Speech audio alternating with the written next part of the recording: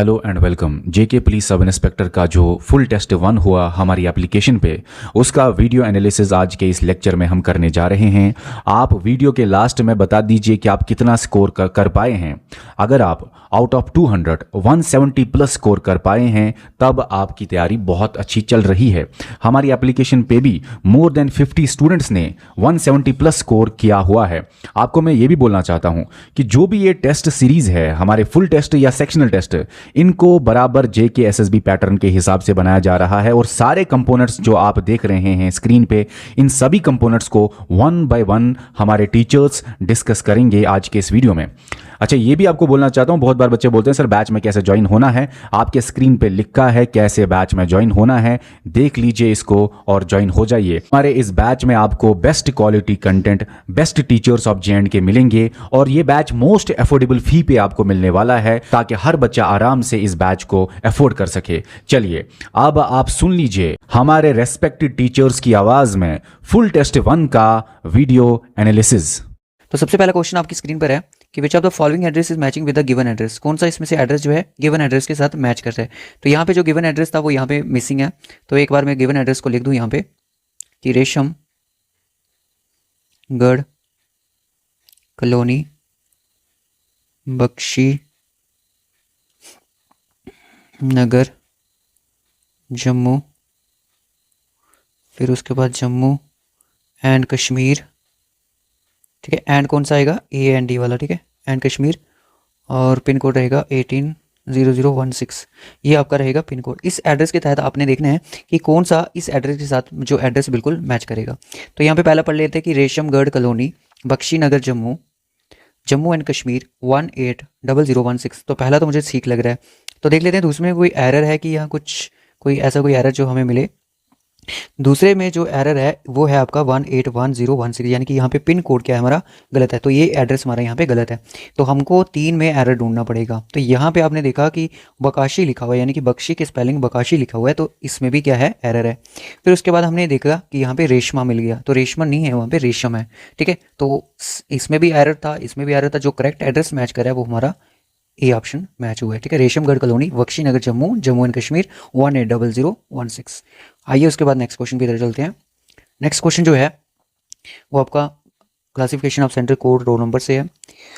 From the left stand of the centre code next 4 of the serial number. ये तो आपको पता है कि फर्स्ट के 2 डिजिट्स जो होंगे वो सेंटर कोड के बारे में हमें इन्फॉर्मेशन देते हैं। नेक्स्ट के जो 4 नंबर रहते हैं वो हमें सीरियल नंबर के बारे में बताते हैं, कैंडिडेट्स के बारे में। ओके, आइएगा इसमें देखते हैं कि क्वेश्चन पढ़ लेते हैं कि विच of the following centre has highest serial number.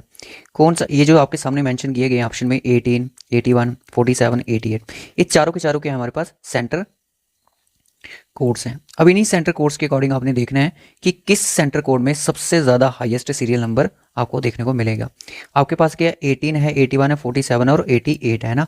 इनके तहत आपको चेक करना है। एक तो आपको करना है 81, एक तो करना है 18 और एक 88 और एक आपके सामने कितना था, 47 था, ठीक है। एक मिनट चेक कर लूँ, 47 ही था, बिल्कुल 47 था। अगर यहाँ पे हम सीधी सी बात है, पहले अगर हम चेक करें 18 को, 18 में यहाँ पे थर्ड डिजिट को चेक करोगे तो आपको मिलेगा 1927 सीरियल नंबर, ठीक है। उसके बाद 18 का कोई और भी देख लो यहाँ पे।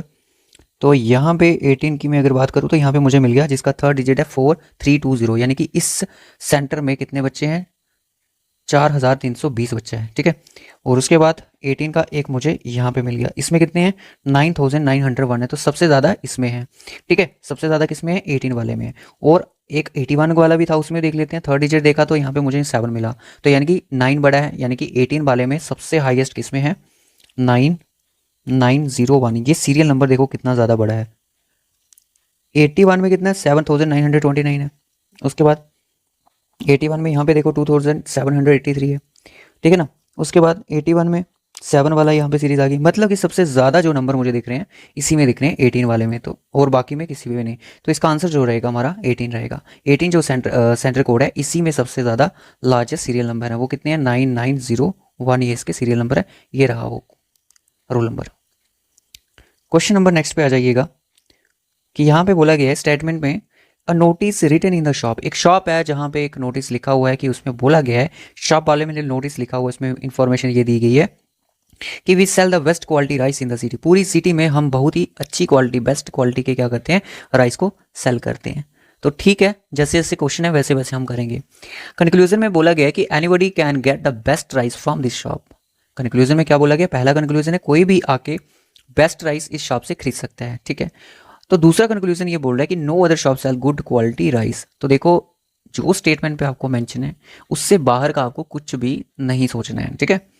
पहले तो आपको एक शॉप में एक नोटिस मिल गया कि हम यहाँ पे बेस्ट क्वालिटी के राइस को बेचते हैं, पर स्टेटमेंट में ये चीज़ कहीं मेंशन नहीं है कि सिर्फ हमारी ही शॉप पे ये बेस्ट क्वालिटी के राइस मिलेंगे, आपको किसी अदर शॉप पे ये नहीं मिलेंगे। नेगेटिव पॉइंट उन्होंने कोई भी नहीं बोला है, तो इसलिए हमारा सेकंड कंक्लूजन क्या हो जाएगा, गलत हो जाएगा, ठीक है। कि इन्होंने बोला कि no other shop sell the good quality rice, तो ये वाला तो बिल्कुल सही था। हाँ, अगर उनकी शॉप पर बेस्ट क्वालिटी के राइस हैं, अगर वो बेस्ट क्वालिटी के राइस को सेल करते हैं, तो कोई भी आके उनकी शॉप से बेस्ट क्वालिटी के राइस जो है वो बाय कर सकता है। तो बिल्कुल फर्स्ट कंक्लूजन सही हो जाएगा, यहाँ पे सेकंड कंक्लूजन हमारा गलत हो जाएगा। तो यहाँ पे सिर्फ जो आंसर होगा हमारा कंक्लूजन फर्स्ट फॉलो करेगा। उसके बाद आ जाएगी नेक्स्ट क्वेश्चन के ऊपर। क्वेश्चन नंबर 4 जो है उसको ध्यान से देखिएगा, इसमें क्या बोला गया है। ये सीटिंग अरेंजमेंट का क्वेश्चन है कि A B C D and F are sitting circular table facing the centre, A is sitting second to the right of D. तो हम सर्कल टेबल बना लेते हैं किस तरह से, इसमें 6 लोगों के लिए जगह बना देते हैं, 4 5 हो गए और ये हो गए 6 लोग हो गए। A is sitting second to the right of D, D को कहीं भी बिठा दो, डी को मैंने यहाँ पे बिठा दिया। डी अगर अंदर देख रहा है तो इसका सेकंड राइट कहाँ पे होगा, सेकंड राइट यहाँ पे होगा, जहाँ पे कौन बैठेगा, ए बैठेगा, ठीक है। Who is third to the left of B, अब डी के बारे में बताया जा रहा है कि जो खुद कहाँ पे है, third to the left of B, B के थर्ड लेफ्ट में ये पर्सन बैठा हुआ है। तो कैसे बैठेगा, बी जब यहाँ पे बैठेगा।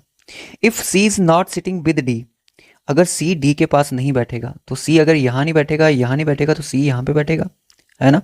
हु इज सिटिंग बिटवीन ई और एफ, ई और एफ के बीच में कौन बैठा हुआ है, ई को मैं यहाँ पे बिठा सकता हूँ, ई को मैं यहाँ पे बिठा सकता हूँ और ई को यहाँ पे बिठा सकता हूँ, एफ को यहाँ पे भी, ई एफ को यहाँ पे भी, ऐसे दोनों का बन गया। क्योंकि इनके बारे में ज़्यादा इन्फॉर्मेशन हमारे पास नहीं है, तो इसलिए ई और एफ कहीं भी इन दोनों जगह पे बैठ सकते हैं, तभी मैंने दोनों जगह पे ई और एफ लिख दिया।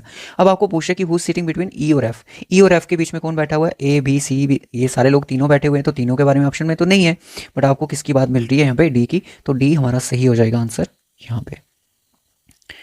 आइए नेक्स्ट क्वेश्चन, ये आपका एक टॉपिक है फिगर फॉर्मेशन, आपके सिलेबस में जेकेपीएसआई के सिलेबस में है कि फिगर फॉर्मेशन वाला एक चैप्टर है। आपको बोला गया है ये जो प्रॉब्लम फिगर्स में है, इन फिगर्स का यूज करके आप इन ऑप्शन में से कौन सी फिगर को फ्रेम कर सकते हो। जो हम कर लेता हूं, एक बार इसको ध्यान से देखिएगा कि इन फिगर से आप कौन सी फिगर को फ्रेम कर सकते हो इन दो फिगर्स के साथ। देखो, जब ये वाली कर्व टाइप की जो मेरे पास फिगर है, अगर मैं इसके साथ इसको ऐड कर भी दूं, ये किस तरह की फिगर आपको लगेगी। क्या ये सी टाइप जो सी ऑप्शन पे फिगर है क्या बनेगी, ये सर बिल्कुल नहीं बनेगी। डी वाली तो हमेशा नहीं बनेगी क्योंकि यहाँ पे सेम सेम फिगर होगी है। क्या बी बनेगी, बी भी नहीं बनेगी। तो कौन सी फिगर बनेगी हमारी, जो आंसर फिगर्स ए में मेंशन है। तो आंसर फिगर ए में जो मेंशन है वो किस ऑप्शन में, तो यहाँ पे रहा, तो हम इसको अपना आंसर बना लेंगे, ठीक है। उसके बाद नेक्स्ट क्वेश्चन पे आ जाइए। नेक्स्ट क्वेश्चन जो है वो ब्लड रिलेशन के ऊपर है। ब्लड रिलेशन आपको डायरेक्ट मेंशन नहीं, आपको रिलेशनशिप कंसेप्ट नाम का एक चैप्टर दिया गया, उसमें से क्वेश्चन है। Neha is a mother of Vipul, यहां पे आ गया विपुल। नेहा जो है मदर किसकी है, विपुल की है, ठीक है। इसका मतलब विपुल लड़का है, नेहा कौन है, फीमेल है, तो उसकी मदर है। रजत इज नेहा का ब्रदर, नेहा का ब्रदर कौन है, रजत है, तो रजत यहां पे आ जाएगा। रजत इज नेहा का brother. Prabhakar is a father of Rajat, Prabhakar जो है वो फादर है किसका, रजत का, मतलब कि रजत किसका बेटा है, प्रभा इसका। चलो इस पर्सनैलिटी को मैं यहीं पे ऐड कर देता हूँ, ठीक है। How is Prabhakar related to Vipul, ये जो प्रभाकर है वो विपुल के साथ क्या रिलेट करेगा, ये करेगा क्योंकि देखो ये जो प्रभाकर है ये नेहा का भी क्या है, फादर है। इसका मतलब कि जो प्रभाकर है वो क्या रिलेट करेगा विपुल से, वो लगेगा उसकी मदर का कौन है, फादर है। तो ऑप्शन ए यहाँ पे सही हो जाएगा। उसके बाद क्वेश्चन नंबर नेक्स्ट पे चलते हैं। नेक्स्ट क्वेश्चन हमें क्या बोल रहा है, पॉइंटिंग ए पिक्चर, एक पिक्चर को पॉइंट करते हुए युबिका ने क्या बोला कि युबिका उस बॉय के बारे में बोलती है, बॉय था उस पिक्चर में, कि बोलती है is the son of her father. यहाँ पे मैं लिख लेता हूँ कि ये आ गई युबिका, युबिका के आगे कौन होंगे, फादर होंगे, फादर की आगे कौन है, मदर है, मदर की आगे कौन है, एक डॉटर है। इसका मतलब जो डॉटर होगी ये सिस्टर होगी किसके, युबिका के फादर की, ठीक है। अब उसने बोला कि युबिका ने बोला कि जो ये बॉय है पिक्चर में, सन किसका है, हर फादर, उसके जो पापा है उसकी मदर की बेटी का है। तो यहाँ पे वो सन यहाँ पे मेंशन हो जाएगा। सन मतलब वो बॉय जिसके बारे में युबिका बता रही है। How is the boy related to Yubika, Yubika के साथ ये जो बॉय है वो क्या लेट करेगा, ये लेट उससे ये करेगा कि मदर, कहाँ पे आ जाएगा हमारा ऑप्शन ए कि हाउ इस बॉय, जो बॉय है वो लेट करेगा युबिका के साथ। देखो युबिका के साथ जो बॉय है वो क्या लेट करेगा, फादर की सिस्टर का सन है, फादर की, युबिका के फादर की सिस्टर का कौन है, सन है। तो ऑप्शन यहाँ पे हमारा ये सही हो जाएगा, ठीक है। आइए नेक्स्ट क्वेश्चन पे। Jaya from point A walks, Jaya A point से वॉक करती है साउथ की तरफ, कितना 349 मीटर। उसके बाद she takes a left turn, left turn लेने के बाद वो कितना मूव करी है, 129 मीटर।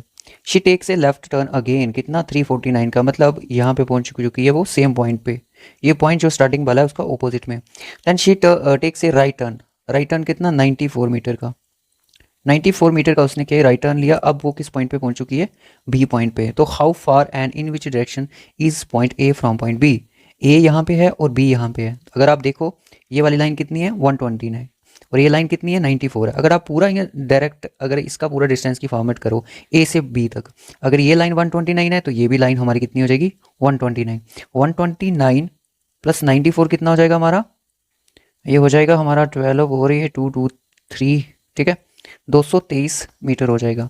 अब बोले कि फ्रॉम पॉइंट बी से देखो ए कौन सी डायरेक्शन में लाइक कर रहा है, ये बेस्ट वाली साइड है, कितनी दूरी पर है 223 मीटर की दूरी पर है, जो कि हमने इस आंसर पूरा कर दिया। ओके, तो ये वाला हमारा सही आंसर हो जाएगा बिल्कुल। चलिए नेक्स्ट क्वेश्चन के ऊपर, अब ये नंबर सीरीज को देख लेते हैं कि 19 से 19 फिर 21 63 67 चल क्या रहा है, कुछ नहीं चल रहा है। 19 को मल्टीप्लाई करो 1 से तो कितना आएगा 19 आएगा, 19 में 2 को ऐड कर दो तो 21 मिलेगा, 21 को 3 से मल्टीप्लाई करो तो 63 मिलेगा, 63 में प्लस 4 करोगे तो कितना मिलेगा 67 मिलेगा। इसका मतलब ऑड नंबर की मल्टीप्लिकेशन और इवन नंबर की एडिशन हो रही है। 67 को 5 से मल्टीप्लाई कर दो कितना आ जाएगा 7 5 35, 3 कैरी 6 5 30 और 3 335, क्या आंसर हो जाएगा हमारा 335। सो ऑप्शन गिवन में जो कि 335। अब उसके बाद नेक्स्ट क्वेश्चन पे आ जाइएगा कि हमें बोला गया कि उधमपुर का जो कोड है वो आपको इस तरह से मेंशन दिया गया। अब यहाँ पे हम क्या करेंगे, ये किस तरह से कोड की इन्होंने अरेंजमेंट करी गई है। अब अगर हमने लिखा उधमपुर को, पहले तो देखो इसको डिकोड करना बहुत ज़्यादा ज़रूरी है।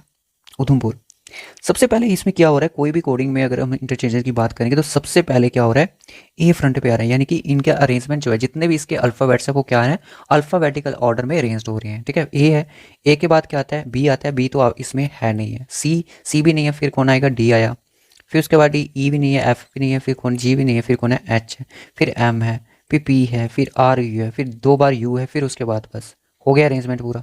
अब बांदीपुरा के भी हमें इसी तरह से निकालने पड़ेंगे, बांदीपोरा। तो सबसे पहले कौन आएगा ए आएगा, फिर कौन आएगा बी आएगा, तो अच्छा 2 बार है ए, तो 2 बार है ए, ठीक है ए हो गया मेरा, बी हो गया, सी फिर डी, डी आएगा, उससे डी आ गया ना, ए बी डी सभी ऑप्शन में कॉमन है, ई एफ डी हो गया मेरा, डी को अंडरलाइन छोड़ दो उसको, E F G H I कौन आएगा आई आएगा, अब आई भी हो गया। अब देखो यार ए बी डी आई कहाँ पे है, तो इस ऑप्शन में नहीं है, 3 ऑप्शन में बच रहा है इसको, I J K L M N O P R N O P R N O P R N O P R last में मिल गया, तो यही क्या हो जाएगा हमारा सही आंसर हो जाएगा। इस तरह से भी क्वेश्चन एग्जामिनर आपसे पूछ सकता है। फिर उसके बाद क्वेश्चन नंबर 11 पे आ जाइएगा, आइडेंटिफाई द ऑड फिगर। इसमें से हमें क्या करना है कि ऑड फिगर को आइडेंटिफाई करना है। तो देखो अगर आपने ध्यान से देखा होगा इस फिगर में, तो आपको कुछ यहाँ पे लीफ टाइप के दिख रहे होंगे, तो 4 यहाँ पे लीव्स दिए गए, तो यहाँ पे कुछ इस तरह का परपेंडिकुलर बन रहा है, तो यहाँ पे ये परपेंडिकुलर इस तरह बन रहा है और ये कुछ इस तरह बन रहा है और ये कुछ इस तरह बन रहा है। अगर हम डायरेक्शंस की बात करें, नॉर्थ साउथ ईस्ट वेस्ट, मतलब ये जो परपेंडिकुलर हर एक डायरेक्शन की तरफ मूव कर रहा है, मतलब इससे हमें आइडिया नहीं लगेगा कि ये क्या हो जाएगा कि ये फिगर जो है ऑड है, इससे तो मेरे को कोई आइडिया नहीं लग रहा है। अगर हम बात करें किस चीज़ की, अगर हम बात करें परपेंडिकुलर की, ये है इस तरह से परपेंडिकुलर, हर एक परपेंडिकुलर के इस साइड या फिर इस साइड क्या है, डार्क फिगर देखने को मिल रही है, जो कि कलरफुल फिगर है। कलरफुल कौन सी है, वो डार्क जो फिगर है, जो कि ब्लैक वाली फिगर है, वो आपको या तो लेफ्ट वाली साइड है या तो राइट वाली साइड देखने को मिली। यहाँ पे बात करें तो हमें ये वाली देखने को मिल रही है। इसमें अगर बात करें तो हमें ऊपर वाली साइड वाली देखने को मिल रही है। इसमें अगर हम बात करें तो यहाँ पे हमें देखने को मिल रही है, पर इस परपेंडिकुलर में हमें कोई भी फिगर नहीं देखने को मिल रही है। तो हमारी जो ऑड फिगर वो क्या हो जाएगी, ए ऑप्शन हो जाएगी। ठीक है, ए ऑप्शन देख लीजिएगा किसमें है।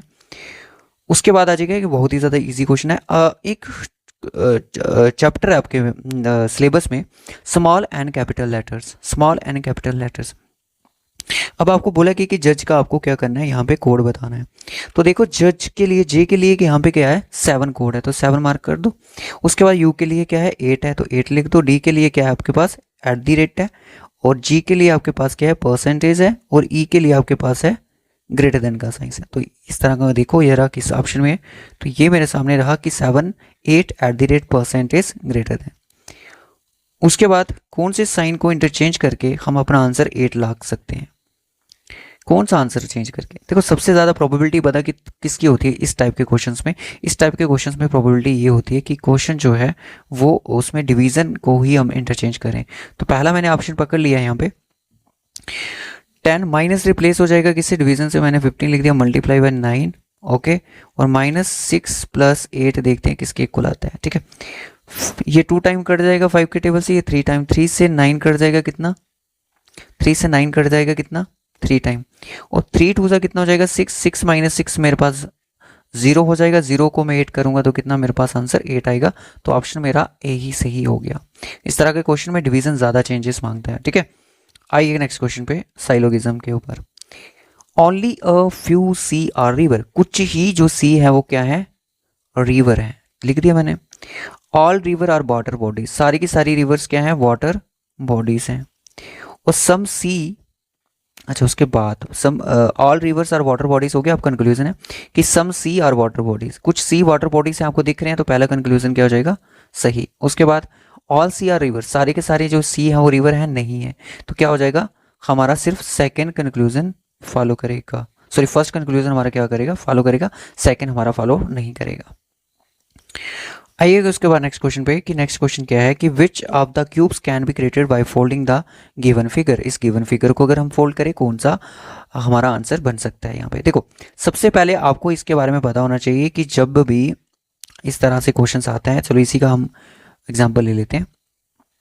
अगर आप इस फोल्ड करोगे इस फिगर को, तो एफ के ऑपोजिट में कौन आएगा, ए को छोड़ के दूसरा आता है। एफ के ऑपोजिट में होगा बी, और ई के ऑपोजिट में कौन होगा, सी होगा। ठीक है, ई के ऑपोजिट में सी होगा, और ए के ऑपोजिट में कौन होता है, डी होता है। और याद रखना जब भी जो चीज़ जो साइड ऑपोजिट में होती है वो डाइस जो होता है, डाइस मान लो कि आपका किस तरह से हो गया, यहाँ पे मैंने बना लिया, ये बना लिया आपके सामने, डाइस बना लिया। ठीक है, आपको इसकी कितनी साइड्स दिखेंगी, आपको इसकी सिर्फ और सिर्फ 3 ही साइड दिखेंगी। चलो एक साइड मैंने ये बना ली जो आपको दिखेंगी, क्योंकि ये होगा 3D की शेप में। ओके, एक साइड तो आपको ये दिखेगी, दूसरी साइड जो आपको ये दिखेगी।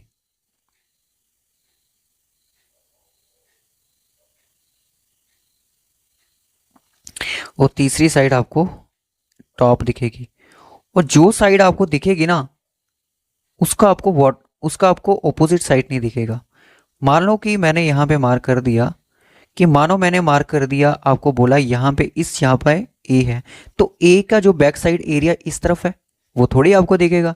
ठीक है ना, अगर आपको ए किसी डाइस में दिख रहा है तो आपको डी नहीं दिखना चाहिए, अगर ई दिख रहा है तो सी नहीं दिखना चाहिए, एफ दिख रहा है तो बी नहीं दिखना चाहिए। इस तरह से मानो कि यहाँ पे बी है, तो बी के ऑपोजिट इस साइड में कौन होगा, ई होगा, जो कि आपको नहीं दिख रहा है। अगर मानो टॉप पे यहाँ पे कौन है, एफ है, टॉप पे कौन है, ये सॉरी एफ आएगा, और यहाँ पे ई के ऑपोजिट में सी है। ठीक है, तो फिर आपको क्या दिखेगा, एक मिनट पूरा ही गलत कर दिया इसको, चलो इसको छोड़ दो।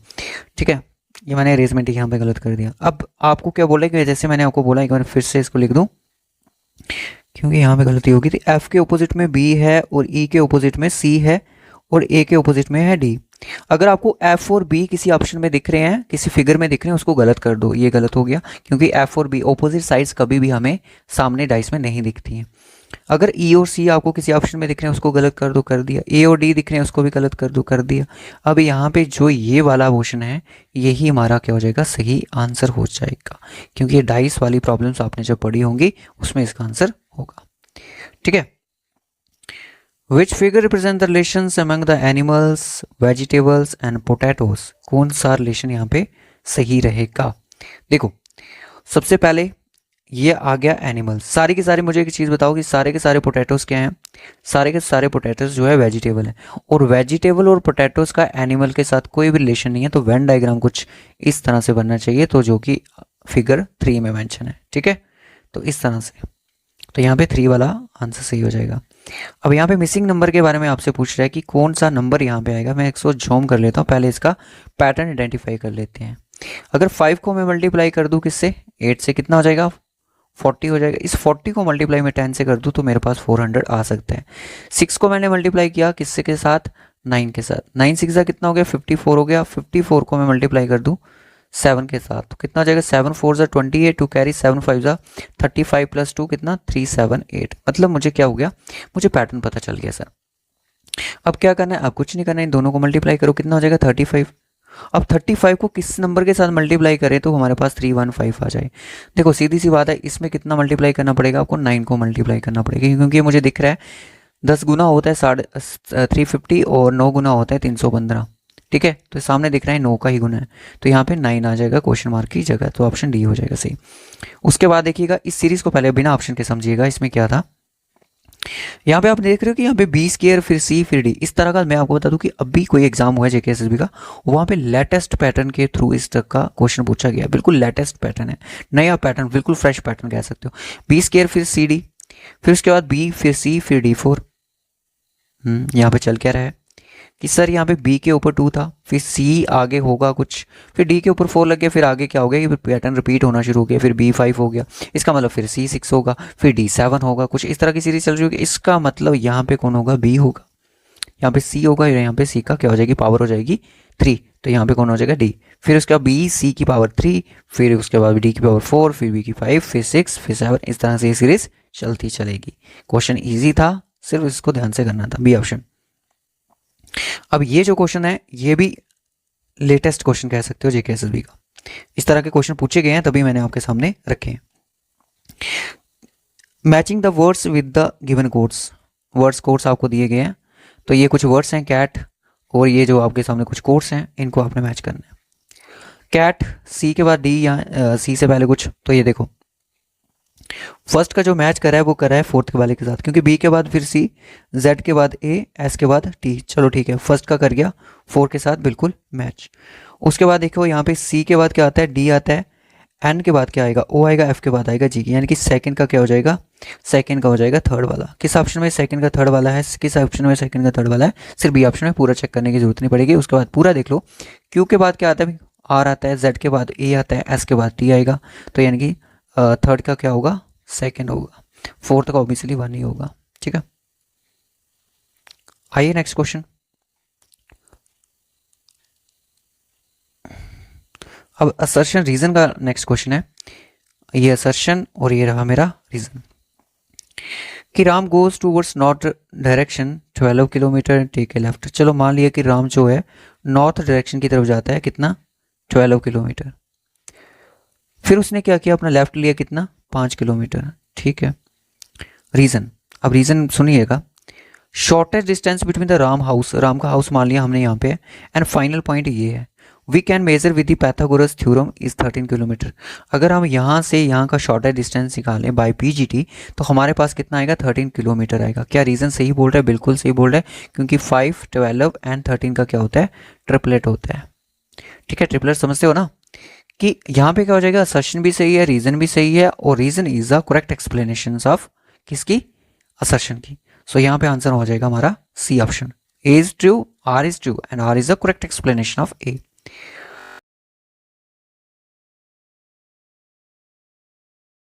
तो स्टार्ट करते हैं जनरल अवेयरनेस के पहले क्वेश्चन से, वो है which of the following tribes is not native to Andaman and Nicobar islands of India.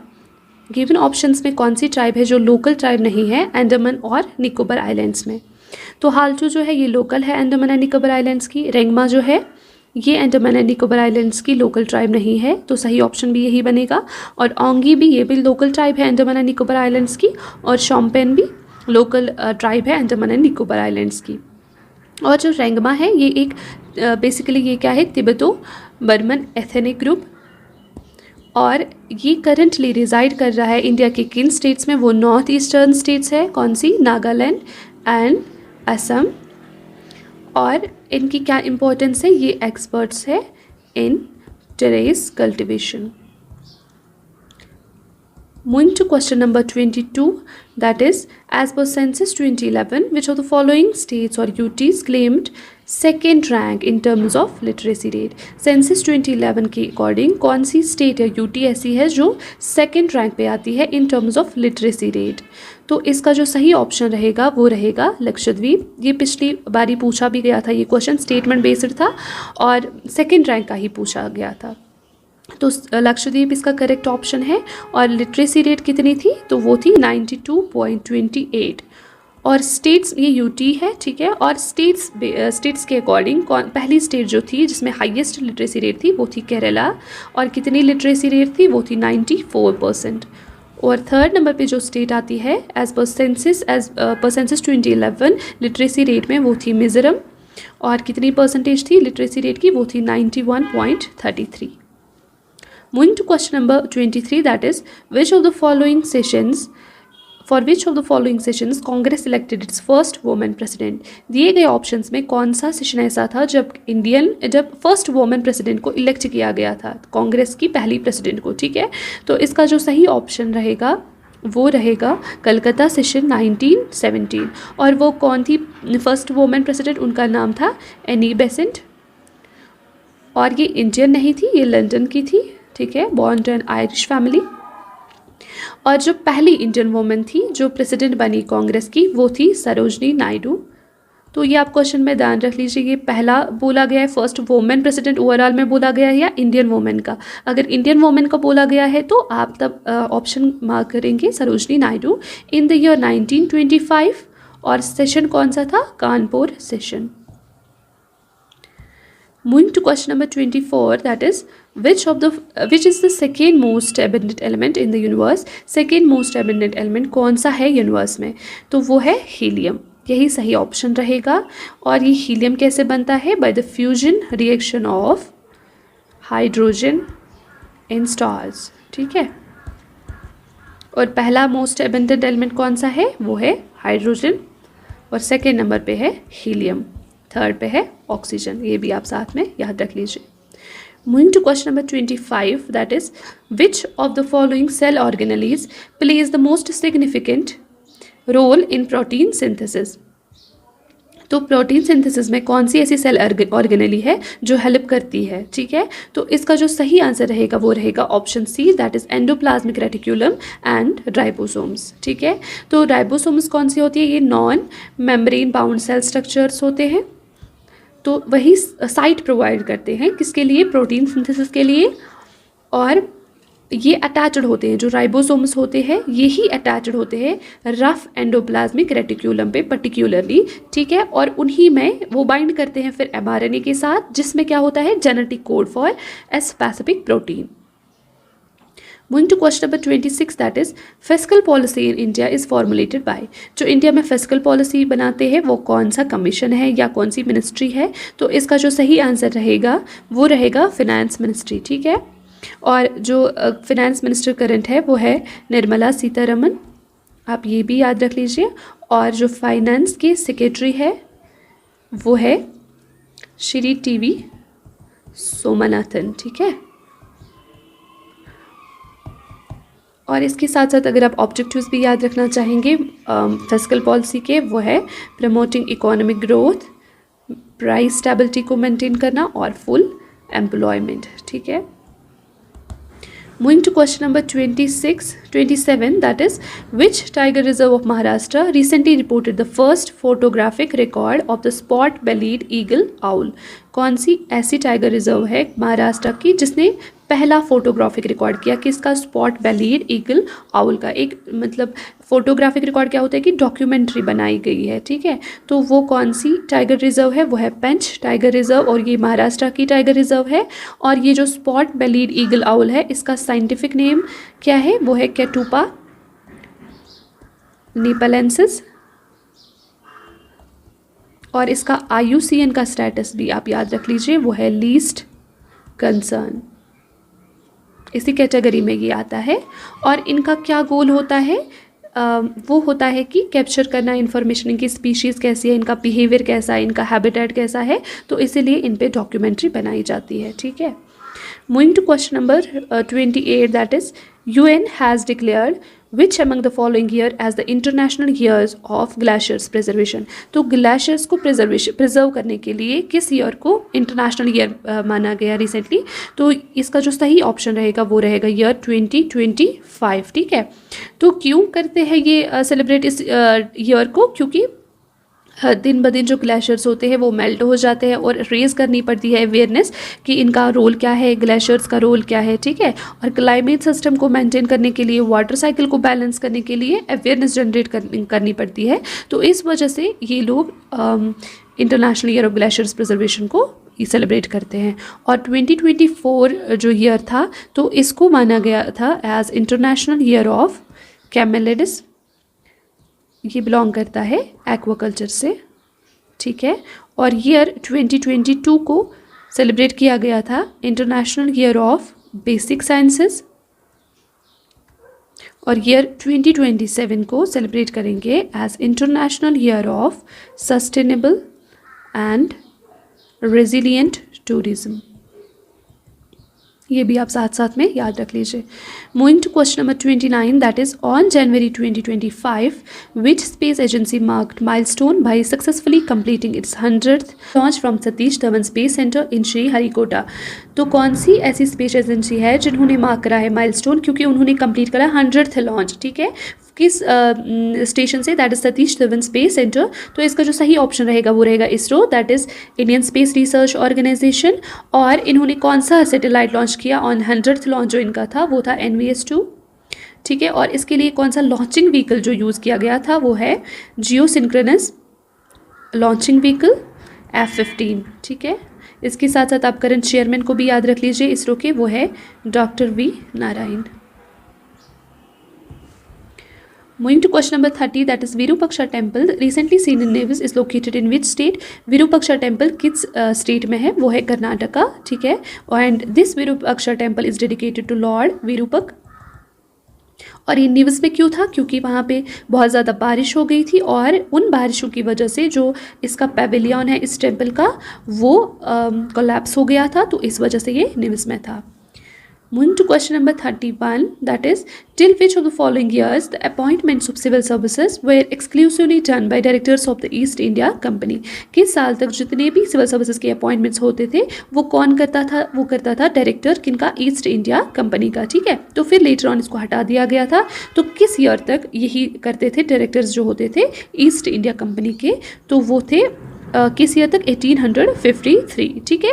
क्योंकि ये जो डायरेक्टर्स थे ईस्ट इंडिया कंपनी के, ये पैट्रनेज के थ्रू या नॉमिनेशन के थ्रू इनको हायर करते थे, लेकिन इनमें कोई भी कम्पिटिटिव एग्ज़ाम नहीं होता था तब। तो लेटर ऑन आफ्टर 1853 एक कमीशन बिठाया गया, एक कमीशन बनाया गया सिविल सर्विसेज का, तो फिर on the basis of merit वो चूज़ करे जाते थे, ठीक है। Moving to question number 32, that is name the lieutenant commander from Haryana who successfully completed a half marathon every single day for a year and was featured in the Guinness Book of World Records for second time, ठीक है। तो कौन सा ऐसा lieutenant commander है हरियाणा से जिसने successfully complete किया है half marathon for a year, और उसको फीचर करा गया किसमें? Guinness book of world records में फॉर द सेकेंड टाइम। तो इसलिए इंपॉर्टेंट भी बन जाता है। तो इसका जो सही ऑप्शन रहेगा वो रहेगा लेफ्टिनेंट कमांडर देवदत्त शर्मा।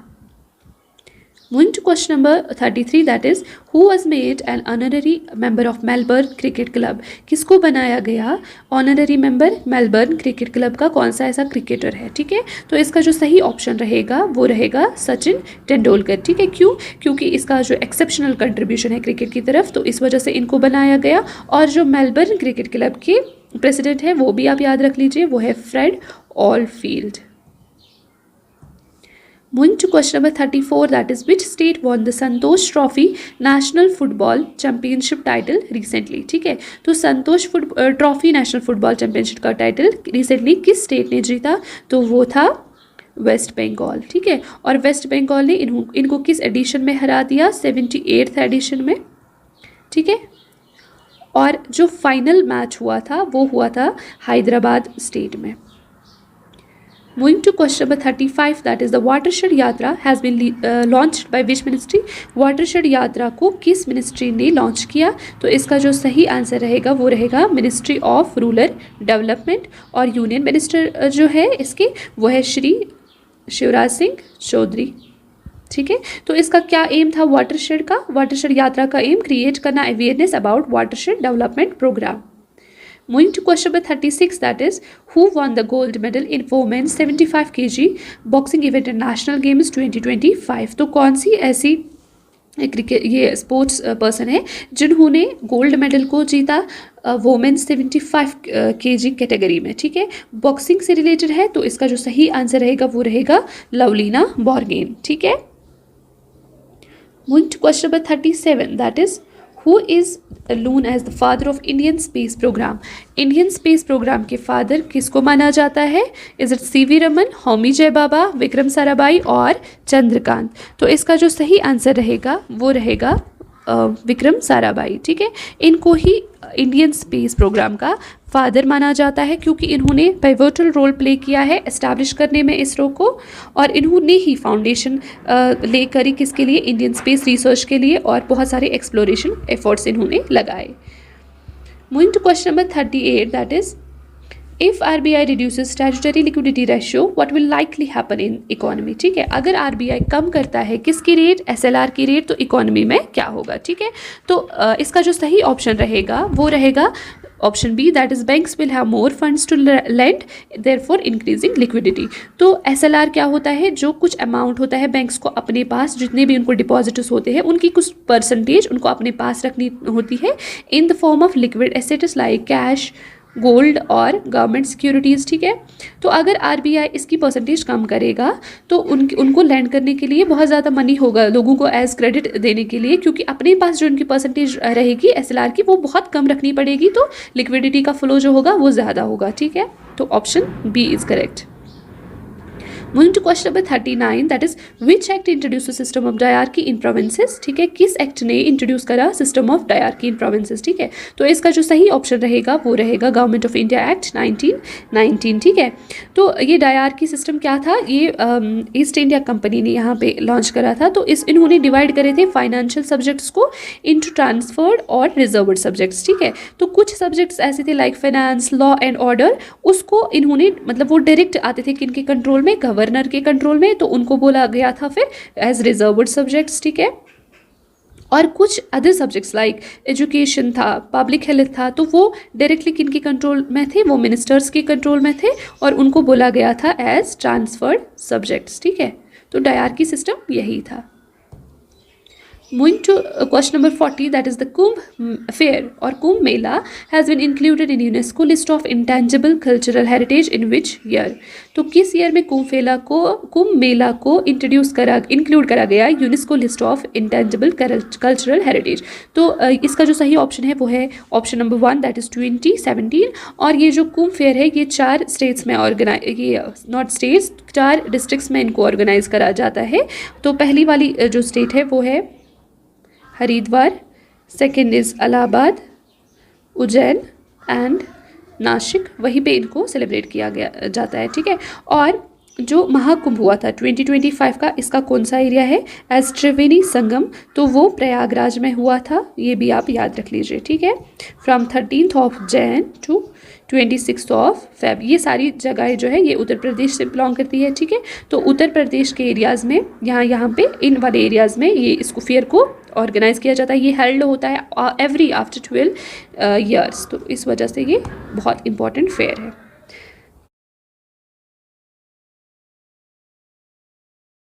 चलो बेटा, क्वांटिटेटिव एप्टीट्यूड का सेक्शन हम डिस्कस करने जा रहे हैं।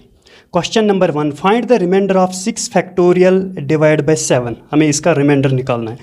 बेटा नंबर सिस्टम का क्वेश्चन है ये। इससे पहले हमें विल्सन्स थ्योरम का कंसेप्ट होना चाहिए बेटा। विल्सन्स थ्योरम क्या बोल रहे हैं बेटा? देखो बेटा, विल्सन्स थ्योरम क्या बोल रहे हैं, किसी भी फ्रैक्शन में अगर डिनोमिनेटर बेटा प्राइम नंबर हो, डिनोमिनेटर अगर क्या हो, डिनोमिनेटर अगर प्राइम नंबर हो, और ऊपर जो न्यूमरेटर है अगर वो क्या फैक्टोरियल हो बेटा, p-1 फैक्टोरियल में हो, तो इस फ्रैक्शन का जो रिमाइंडर है वो ऑलवेज p-1 के बराबर होता है। इसका रिमाइंडर हमेशा p-1 के बराबर होता है। चलो अब हम क्वेश्चन पे आते हैं। क्वेश्चन है 6 फैक्टोरियल डिवाइड बाय 7, इसका रिमाइंडर हमें बताना है। सुनो देखो, डिनोमिनेटर 7 है, मतलब डिनोमिनेटर प्राइम नंबर है, डिनोमिनेटर तो प्राइम नंबर है। ऊपर जो 6 फैक्टोरियल है इसका मतलब है 7-1, 7-1 का मतलब 6 ही, और बाहर फैक्टोरियल। सुनो बेटा, ये सेम है बेटा विल्सन थ्योरम। डिनोमिनेटर क्या है बेटा? प्राइम नंबर, ऊपर फैक्टोरियल में इससे एक कम है, मतलब देयरफॉर बाय विल्सन्स थ्योरम इसका जो रिमाइंडर है हमेशा वो किसके बराबर आ जाए बेटा? 7-1 के। 7-1 इज इक्वल टू 6, इसका आंसर है 6, इसका रिमाइंडर है 6। चलो अब हम नेक्स्ट क्वेश्चन स्टार्ट करेंगे। नेक्स्ट क्वेश्चन भी नंबर सिस्टम का क्वेश्चन है। इसमें क्या कंसेप्ट होना चाहिए? a raised power n minus b raised power n is always divisible by a minus b, because a minus b is always factor of this number। सुनो, अगर कोई भी नंबर इस फॉर्म में हो तो वो हमेशा डिविजिबल होता है a माइनस बी से।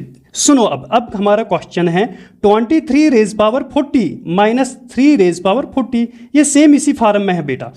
23 यानी a raise power n minus b raise power n, ये हमेशा डिविजिबल हो किससे? 23 माइनस 3 से। 23 माइनस 3 का मतलब है 20, तो इसका आंसर क्या है? 20 इसका आंसर है। सेम हमने इस कंसेप्ट को यहाँ पे अप्लाई किया। नंबर सिस्टम का क्वेश्चन था। चलो अगला क्वेश्चन भी नंबर सिस्टम का है। The sum of cube of first 8 natural numbers. सुनो, हमें पता है cube of first 8 natural numbers की फार्मूला जनरली जब sum of cube of first n natural numbers हो बेटा, उसका फार्मूला है n into n plus 1 divide by 2 का होल स्क्वायर। ये है sum of cube of first n natural numbers की फार्मूला। लेकिन इस क्वेश्चन में हमें n का वैल्यू कितना है? 8 है, तो हम सीधे n को रिप्लेस करेंगे 8 से। 8 इंटू 8 प्लस 1 डिवाइड बाई 2 का होल स्क्वायर। ये क्या निकलेगा? ये फार्मूला हमें क्या देगा? ये फार्मूला हमें देगा sum of cubes of first 8 natural numbers. सुनो, अब हम इसे लिखेंगे 8 प्लस 1 कितना है? 9 डिवाइड बाई 2 का होल स्क्वायर। अब ये किसके बराबर? 8 9 72 डिवाइड बाई 2 का होल स्क्वायर। 72 को डिवाइड जब 2 से हम करेंगे, 2 1 2 3 6 2 6 12, दैट मीन्स 36 का स्क्वायर। 36 का स्क्वायर किसके बराबर होता है? 1296 के बराबर। इसका आंसर क्या है? इसका आंसर है 1296। चलिए अब हम नेक्स्ट क्वेश्चन पे चलेंगे। रेशियो एंड प्रपोर्शन का क्वेश्चन है। सुनो, a डिवाइड बाई b किसके बराबर है? 2/5 के बराबर है। और b डिवाइड बाई c किसके बराबर है? 4/7 के बराबर है। हमें फाइंड करना है a is to b is to c। Simply a by b क्या है? 2/5। b बाई c क्या है? 4/7। सेम, बहुत ही अच्छा प्यारा कंसेप्ट है। लेकिन 2 फ्रैक्शंस के लिए ये ट्रिक मैं बताऊंगा। जब 2 फ्रैक्शंस हैं, जब 3 हैं उसके लिए अलग ट्रिक है। इन दोनों को मल्टीपल करो तो a निकलेगा आपके पास। 2 4 8 मतलब 8 इज टू। इन नीचे वाले दोनों को मल्टीपल करोगे तो c निकलेगा। 5 7 35 तो c ये आ जाएगा। अब इन दोनों को डायगोनली इन दोनों को मल्टीपल करो तो b निकलेगा, 5 4 20। बस ये आया आपके पास सिंपली रेशो a:b:c। क्लियर हुआ बेटा? जब दो फ्रैक्शन आपके पास हो तो आप कैसे निकालोगे? ऊपर न्यूमरेटरों को दोनों को मल्टीपल करो तो a आ जाएगा, नीचे वाले डिनोमिनेटरों को मल्टीपल करो तो c आ जाएगा, और डायगोनली इन दोनों को, बस ख्याल रखना बेटा, इन दोनों को नहीं, इन दोनों को मल्टीपल करना तो b का रेशो आ जाएगा। 2 4 8 तो a का आया, 5 7 35 तो c का आया, 5 4 20 तो b का आया। ये सिंपली रेशो है इसका। अच्छा, ये ट्रिक जो है बेटा ये वैलिड है एनी टू फ्रैक्शंस, जो भी दो फ्रैक्शन हो बेटा ये उनके लिए वैलिड है, लेकिन a/b और b/c की फॉर्म में होना चाहिए, फिर कुछ भी लिखा हो तो दिस इज वैलिड। चलिए अब हम नेक्स्ट क्वेश्चन पे चलेंगे। An amount become 3 times in 4 years. सुनो, कोई अमाउंट है वो 3 टाइम्स बन रहा है बेटा, कितने सालों में? 4 सालों में। In how much time it will become, हमें नंबर ऑफ ईयर्स बताना है। 27 टाइम्स ये कब बनेगा? Rate is compounded annually. सुनो बेटा, मार्केट में इस क्वेश्चन में बहुत सारे ट्रिक्स सिखा जा रहे हैं, लेकिन हर कोई ट्रिक अप्लाई फिर नहीं हो रहा है हर किसी क्वेश्चन में। देखो बेटा, मैंने आपको इससे पहले भी बताया कि अगर सिंपल इंटरेस्ट में इस टाइप का क्वेश्चन आया, सिंपल इंटरेस्ट जो है अगर उस पर इस टाइप का क्वेश्चन आया, उसमें फार्मूला आप यूज़ करना n1 - 1 divide by n2 - 1 is equal to t1/t2। ये फार्मूला एप्लीकेबल है एवरी क्वेश्चन, जो भी क्वेश्चन सिंपल इंटरेस्ट में पूछा जाएगा इस फार्म में आप ये फार्मूला इस्तेमाल करो, ठीक है बेटा? अच्छा, अब कंपाउंड इंटरेस्ट में कुछ ट्रिक्स सिखा रहे हैं इस क्वेश्चन के ऊपर, ठीक है, लेकिन वो हर किसी जगह वैलिड नहीं हो रहा है। इसलिए मैं आपसे पूछूंगा बेटा, सबसे पहले जो सिंपल इंटरेस्ट है ना बेटा वो फॉलो कर रहा है एपी को, याद रखना, और जो कंपाउंड इंटरेस्ट है वो फॉलो कर रहे हैं जीपी को, बस सेम यही कंसेप्ट है। अब एपी वाला कंसेप्ट अगर सिंपल इंटरेस्ट में है तो एपी वाला कंसेप्ट यूज करना, लेकिन इससे बेहतर है बेटा आप फार्मूला ही यूज करो जो मैंने अभी आपको बताया। लेकिन कंपाउंड इंटरेस्ट को आप कैसे निकालोगे उसके लिए मैं आपको एक बेसिक सा आइडिया दूंगा, बस वो अप्लाई हर किसी क्वेश्चन में करो बेटा। सुनो बेटा, कंपाउंड इंटरेस्ट 1 से लेके कितना हुआ बेटा? 3 टाइम्स, कितने? 4 सालों में, प्लस 4 ईयर्स। सुनो बेटा, 1 थे, 1 से कितना बना? ये 3 बना। टाइम क्या, पीरियड क्या टाइम था? 4 ईयर्स। हमें बताना है 27 टाइम्स कब बनेगा, लेकिन 3 टाइम्स ये 4 सालों में बन रहा है। मैंने अभी बोला बेटा आपको, जो कंपाउंड इंटरेस्ट है वो फॉलो कर रहे हैं जीपी को।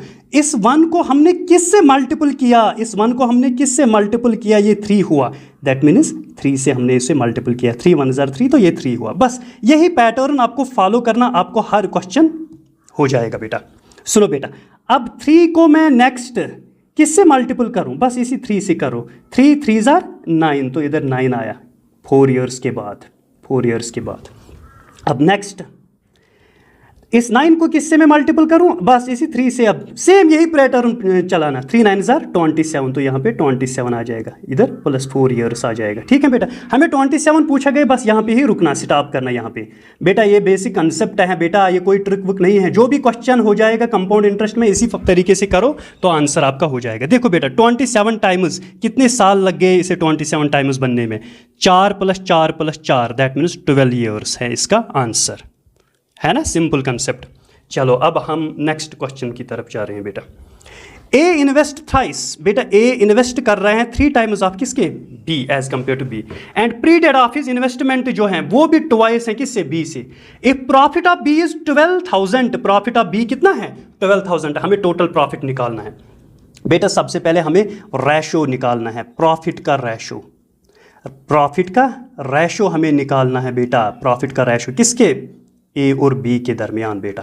सुनो बेटा, अगर बी ने एक्स इन्वेस्ट किया तो ए ने कितने इन्वेस्ट किया? थ्राइस ऑफ बी, मतलब ए ने इन्वेस्ट किया फिर 3x, ठीक है बेटा?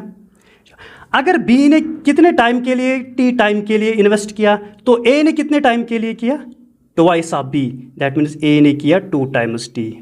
सुनो बेटा, यहां बोल रहा था क्वेश्चन में ही हमें कि ए ने 3 टाइम्स किया किससे? बी से। अगर बी ने एक्स किया तो ए ने 3x किया।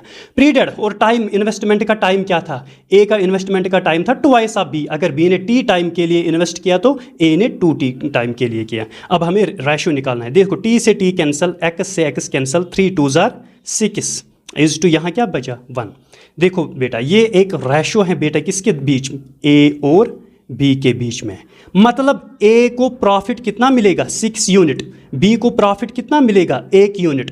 टोटल प्रॉफिट कितना है बेटा, टोटल प्रॉफिट कितना है, 6 + 1 7 यूनिट है।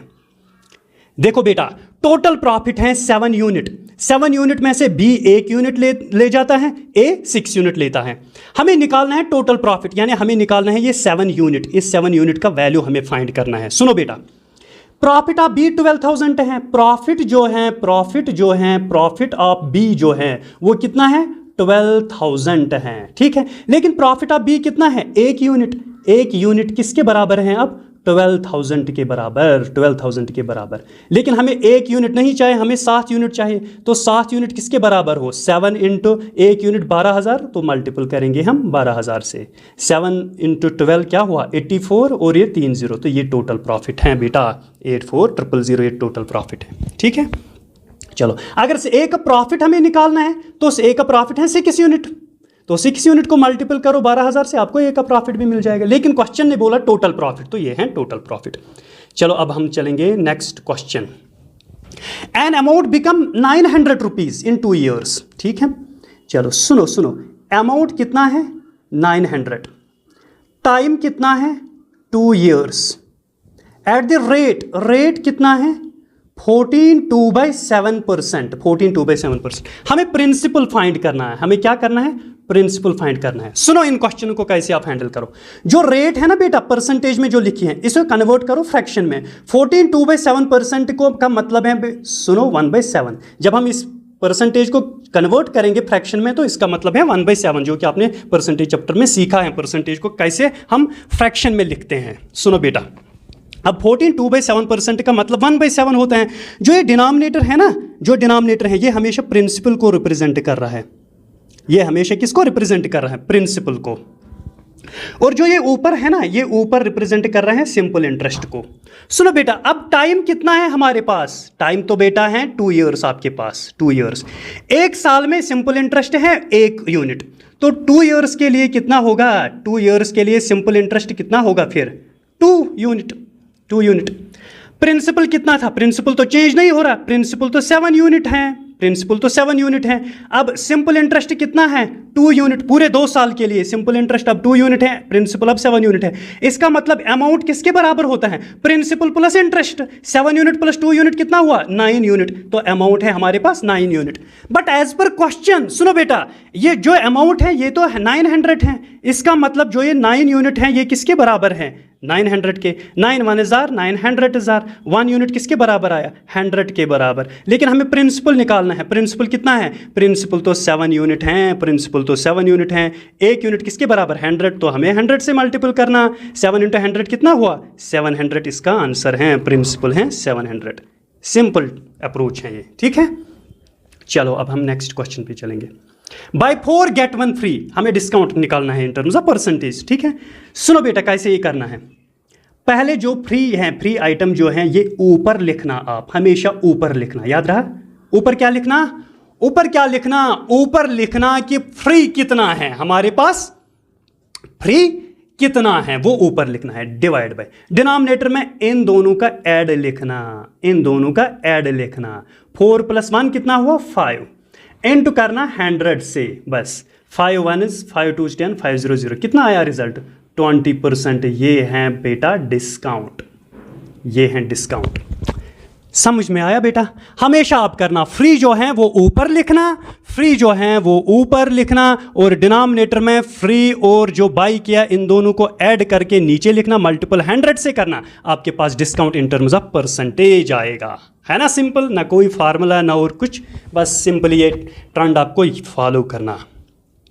चलो बहुत ही प्यारा क्वेश्चन है। When 8 is added in a number, 8 हमने ऐड किया किसी नंबर में, वो इंक्रीज हुआ 20% वो नंबर, फिर हमें वो नंबर निकालना है। चलो हम मान लेंगे कि वो नंबर x है, हमने इसको ऐड किया कितना 8 किया ऐड। पहले मैं बेसिक अप्रोच से दिखाऊंगा, लेकिन एग्जाम में इस तरह नहीं करना। चलो इस क्वेश्चन में पहले आपको बेसिक अप्रोच सिखाऊंगा बेटा। सुनो बेटा, नंबर था x और हमने ऐड किया 8, वो इंक्रीज हुआ 20%, मतलब जो नंबर x है ना ये इंक्रीज हुआ, यानी इसमें ऐड हुआ कितना 20% ऑफ x।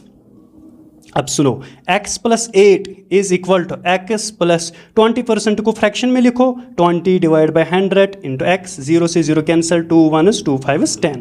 तो क्या मिला हमें, x + 8 is equal to x plus x by 5, ठीक है, एक्स प्लस 8। अब क्रॉस मल्टीप्लिकेशन करो, ये तो आपको पता ही है, 6x डिवाइड बाई 5 मिल जाएगा अब, ठीक है बेटा।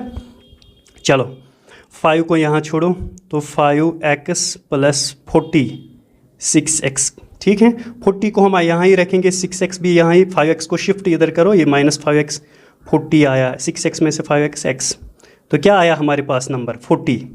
हमने मान लिया वो x है, वो नंबर है x, तो x का वैल्यू 40, तो इसका आंसर 40 है। लेकिन ये तो बेसिक अप्रोच है कैसे जाना है, लेकिन एग्ज़ाम में आपको इस तरह नहीं क्वेश्चन करना, बस एक फॉलो करना ये कंसेप्ट, बस हमेशा आप इस टाइप के क्वेश्चंस हमेशा 2 सेकंड में उड़ाओगे। सुनो कैसे करना है इन क्वेश्चन को एग्जाम में, सुनो। इस 20% जो है ना, ये 20% जो है 20%, इसको फ्रैक्शन में जब हम लिखेंगे तो 1/5। अब कुछ लोग बोलेंगे 1/5 कैसे, अरे 20 को ऐसे ही रखा, परसेंटेज को उड़ाया तो 100 से डिवाइड करना, ये 0 कैंसिल, 2 1 2 5 10, 1/5 आया, तो वही लिखा मैंने 1/5। 20% को हम इन टर्म्स ऑफ फ्रैक्शन कैसे लिखेंगे 1/5 से। जो ये 5 है ना, ये तो ओरिजिनल नंबर है, क्या है, ओरिजिनल नंबर, इसको मानना। जो ये ऊपर है ना, ये क्वेश्चन में देखना, चाहे ऐड हुआ या सब्ट्रैक्ट हुआ, उसको वो ही मानना, ये तो ऐड हुआ, ऐड ADD ऐड हुआ, लेकिन ऐड कितना हुआ एज पर क्वेश्चन, ऐड तो हुआ 8, ये इस 1 को मैं क्या करूं, ये 8 बन जाए, तो 8 से मल्टीपल करना। लेकिन गलत बात है, किसी भी फ्रैक्शन को हम खाली न्यूमरेटर में ही मल्टीपल तो नहीं कर सकते हैं, फिर तो हमें नीचे भी मल्टीपल करना उसी नंबर से। तो न्यू फ्रैक्शन क्या आया, 8 1 8, 8 5 40, ये डिनोमिनेटर में ओरिजिनल नंबर चल रहा है, ऊपर चल रहा है, ऐड हो या क्या हो वो ऊपर है, तो ओरिजिनल नंबर क्या है 40 है, तो इसका आंसर 40 है। सुना कितना आसान है, कितना आसान है। चलो बस लाइक करते रहो वीडियोस को लाइक करते रहो। चलो find the value of x if 48 into x equal to perfect square. चलो इस क्वेश्चन को हम कैसे करेंगे, पहले हम 48 जो है नंबर, इसको हम प्राइम फैक्टराइजेशन करेंगे। 2 2 4, 2 4 8, 2 1 2 2 4, 2 6 12, 2 3 6, 3 1 3। अब जो ये 48 है ना, सुनो इसको हम लिखेंगे 2 इंटू 2 इंटू 2 इंटू 2, 4 टाइम्स आया, हाँ, इंटू 3। सुनो क्या है, सुनो अब 48 को जब हमने प्राइम फैक्टराइजेशन किया तो अब हम पेयर्स बनाएंगे, ये एक 2 का पेयर, ये भी एक 2 का पेयर, 3 का पेयर नहीं बन रहा है।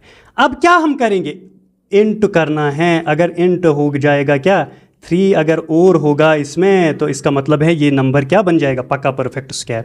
तो दैट मीन्स हमें क्या नंबर हैं जो इससे करेंगे ताकि पेयर कंप्लीट बन जाएगा, इंटू 3, तो 3 करना है, दैट मीन्स इस x का वैल्यू क्या आ जाएगा 3। बस यही देखना, आपको प्राइम फैक्टराइजेशन करना है, फिर पेयर्स बनाना है, फिर देखो कि पेयर्स बनाने में क्या चीज़ हमें चाहिए, उन चीज़ों को आप मल्टीपल करते रहो, देखो वो नंबर क्या बन जाएगा, तो वही नंबर हैं जो इस 48 को हम मल्टीपल करेंगे ताकि वो परफेक्ट स्क्वायर बनेगा, तो इसका आंसर डायरेक्ट है 3। चलो इसमें कुछ खास नहीं था।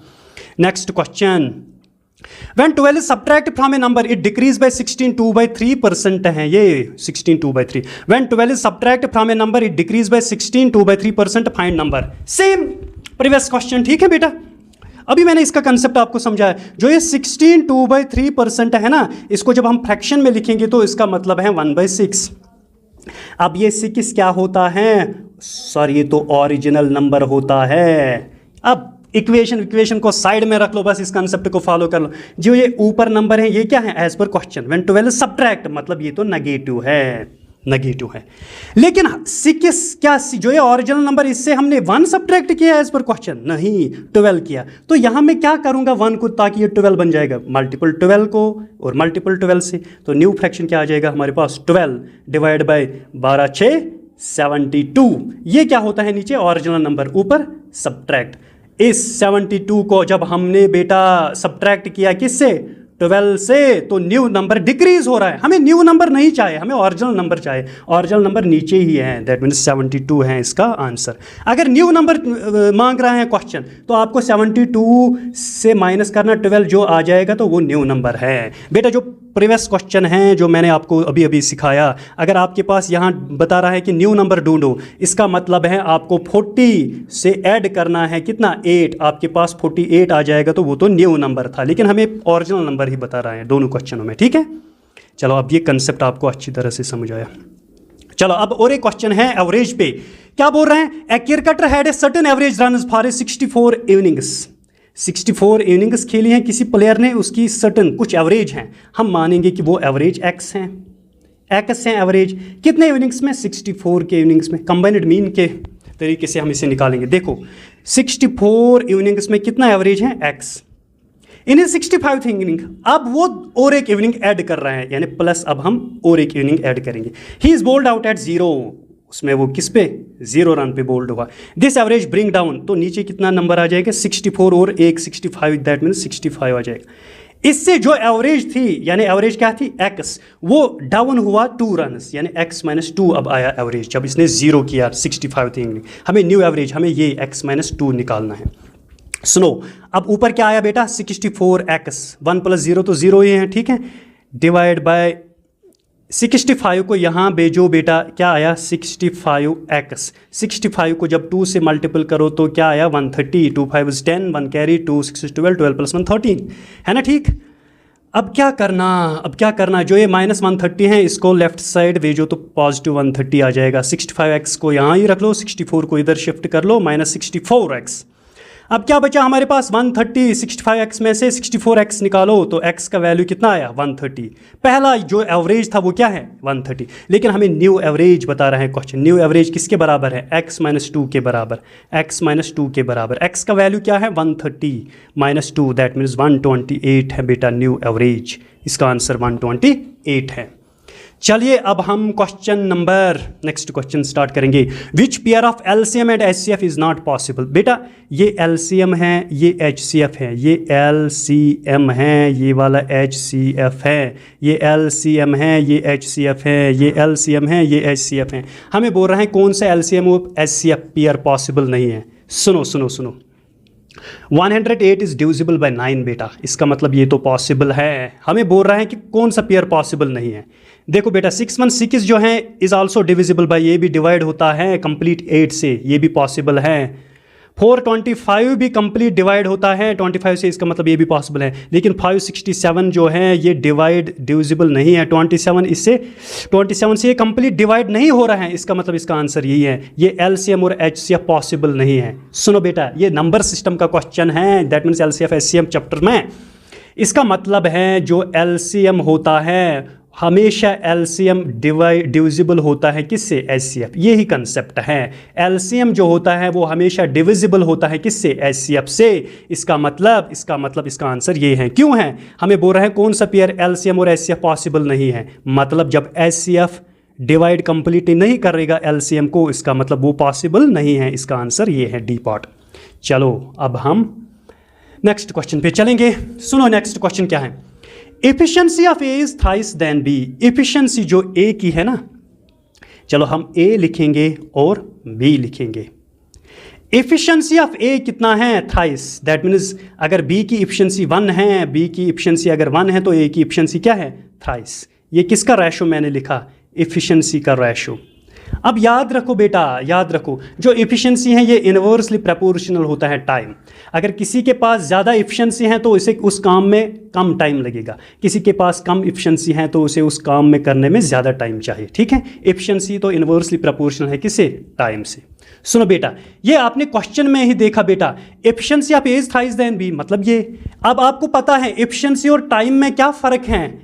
इनवर्स रिलेशन है, मतलब ए और बी का जो टाइम है वो कितना होगा? फिर 1/3 का रेसिप्रोकल हो जाएगा टाइम का। ये तो किसका रेशो अब हमारे पास आया? टाइम का। अगर एफिशिएंसी का रेशो ये है, मतलब टाइम का रेशो तो ये हो जाएगा आपके पास। चलो, if the difference between time taken by B and A is 40 days. Difference है टाइम जो किसमें? बी और ए, वो 40 डेज हैं। ये बी का टाइम है 3, ए का टाइम है 1। इनका जो डिफरेंस है वो क्वेश्चन बोल रहा है इनका डिफरेंस कितना आ रहा है? इनका डिफरेंस पहले बताओ मुझे कितना आ रहा है इनका डिफरेंस तो सर 2 आया, लेकिन क्वेश्चन बोल रहे हैं 40 डेज की डिफरेंस है। अब इस 2 को मैं क्या करूं ये 40 बन जाए, सर मल्टीपल करो 20 से, यहाँ मल्टीपल किया तो यहाँ भी करना 20 से मल्टीपल, यहाँ भी करना 20 से मल्टीपल। 21 * 20 मतलब ए के पास टाइम कितना है 20 डेज। 20 × 30 कितना हुआ बेटा 60, तो बी के पास कितना टाइम है 60 डेज। सुनो 60 में से 20 माइनस करो तो 40 डेज आ जाएगा डिफरेंस एज पर क्वेश्चन। सुना कंसेप्ट, कितना अच्छा कंसेप्ट है। सुनो अब ये ए है, ये बी है, ये a+b है। ये ए है, ए के पास कितना टाइम है 20 डेज। नीचे में टाइम लिखूंगा डेज, टाइम लिखूंगा बेटा डेज लिखूंगा। बी के पास कितना टाइम है 60। ए के पास इफिशिएंसी कितनी है, ए के पास इफिशिएंसी तो 3 है, इफिशिएंसी तो 3 है। बी के पास इफिशिएंसी तो 1 है, ठीक है। ऊपर क्या आ जाएगा 20 × 3 जार क्या मिल रहा है हमें वर्क, वर्क यानी एलसीएम। अगर इन दोनों को हमने एलसीएम भी किया वो भी वर्क दिया, या 20 × 3 जार यानी टाइम इंटू एफिशिएंसी हमें वर्क दे रहा है। 60 × 1 जार वो भी वर्क ही दे रहा है। हमें क्या बताना है, जब ए और बी दोनों इकट्ठे काम करेंगे तो उसका टाइम आप बताओ। सुनो बेटा, हमें पहले एफिशिएंसी निकालनी है ए और बी की। ए की एफिशिएंसी 3, बी की एफिशिएंसी 1। इसका मतलब ए प्लस बी की एफिशिएंसी क्या है 3 + 1 4, 4 है एफिशिएंसी।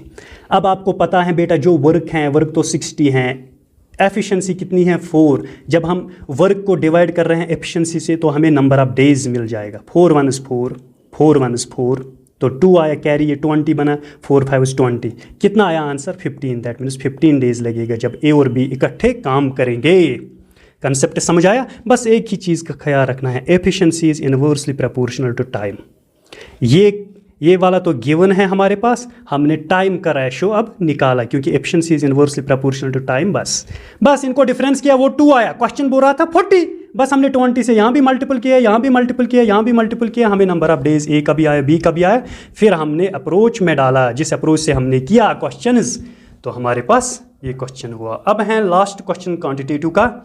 चलो बेटा अब हम इसे डिस्कस करेंगे।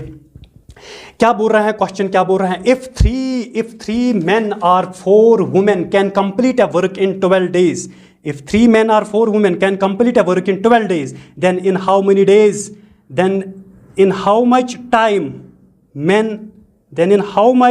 4 men and 2 men, 4 men and 2 men। चलो इस क्वेश्चन में थोड़ा करेक्शन है बेटा। If 3 men or 4 women can complete a work in 12 days, then in how much time होगा बेटा। चलो यहाँ पे इसे ठीक करेंगे हम। Then in how much time 4 men and 2 women बेटा, 4 men and 2 women will complete the same work। चलो अब ये क्वेश्चन ठीक हुआ, ठीक है बेटा। चलो अब हम इसे स्टार्ट करेंगे बेटा। बस सेम क्वेश्चन है, एफिशिएंसी इनटू टाइम पे जब वर्क सेम हो, वर्क सेम है बेटा। सुनो बेटा, 3 जो मैन है ना, 3 मैन वो किसी काम में कर रहा है। 3 मैन जो हैं, 3 मैन वो किसी काम को कंप्लीट कर रहे हैं बेटा कितने टाइम में 12 डेज में, 12 डेज, ठीक है। इक्वल 4 वुमेन भी जो है वो उसी काम सेम वर्क को काम कर रहे हैं किसमें 4 वुमेन उसी 12 डेज में। इक्वल टू हमें क्या बताना है 4 मैन प्लस एंड है ना, एंड है 2 वुमेन कितने डेज, कितने दिन में। ये तो T1 ये T2 ये 3। चलो अब कैपिटल T हमें निकालना है, इसी का वैल्यू हमें निकालना है। क्योंकि मैंने आपको बेटा बताया इससे पहले भी, जब वर्क सेम हो, जब वर्क कांस्टेंट हो तो E1 × T1 is equal to E2 equal to T2, या E3 equal to 3 equal to E4 equal to T5 dash up to, ठीक है। चलो सुनो बेटा, यही कंसेप्ट हमने लगाया क्योंकि वर्क सेम है। बस फिर एफिशिएंसी इनटू टाइम क्या है, आपस में हमेशा इक्वल होता है। चलो सुनो, पहले हम इन 2 इक्वेशंस को पकड़ेंगे। 12 से 12 cancel, 3m divide by 4w is equal to 1। That means 3m equal to, एक सेकंड सुनो, 3m किसके बराबर आया हमारे पास 4w के बराबर। m डिवाइड बाई w किसके बराबर आएगा 4/3। ये तो एफिशिएंसी है बेटा हमारे पास। m का वैल्यू क्या है 4, w के वैल्यू क्या है 3। चलो अब हम इन 2 इक्वेशंस को सॉल्व करेंगे बेटा। सुनो क्या लिखेंगे हम 4w × 12 is equal to 4m + 2w into T, हमें वैल्यू ऑफ टी फाइंड करना है। 4 तो 4 ही लिखेंगे, डब्ल्यू को रिप्लेस करेंगे हम किससे, 3 से, तो इधर लिखेंगे हम 3 into 12 is equal to 4 M को रिप्लेस करेंगे हम 4 से, प्लस 2 डब्ल्यू को रिप्लेस करेंगे हम 3 से, इंटू टी। सुनो बेटा क्या आया अब हमारे पास, 4 3 ज़ार 12 into 12 is equal to 4 4 16 plus 3 4 3 2 6 into टी। ठीक है, अब सुनो क्या आया ये, 12 into 12 is equal to 16 plus 6 कितना हुआ बेटा, 6 12 1 कैरी 22 टी आया। ठीक है, अब कितना आया हमारे पास, चलो 12 into 12 144 is equal to 22 T. 11 कितना आ जाएगा, 11 2 1 ज़ार 2 1 ज़ार 2 7 ज़ार 14 2 2 ज़ार 4 72 11 टी। ठीक है बेटा, अब क्या आ जाए हमारे पास, टी का वैल्यू आया 72 divide by 11 days, 72 divide by 11 days, ये है इसका correct answer.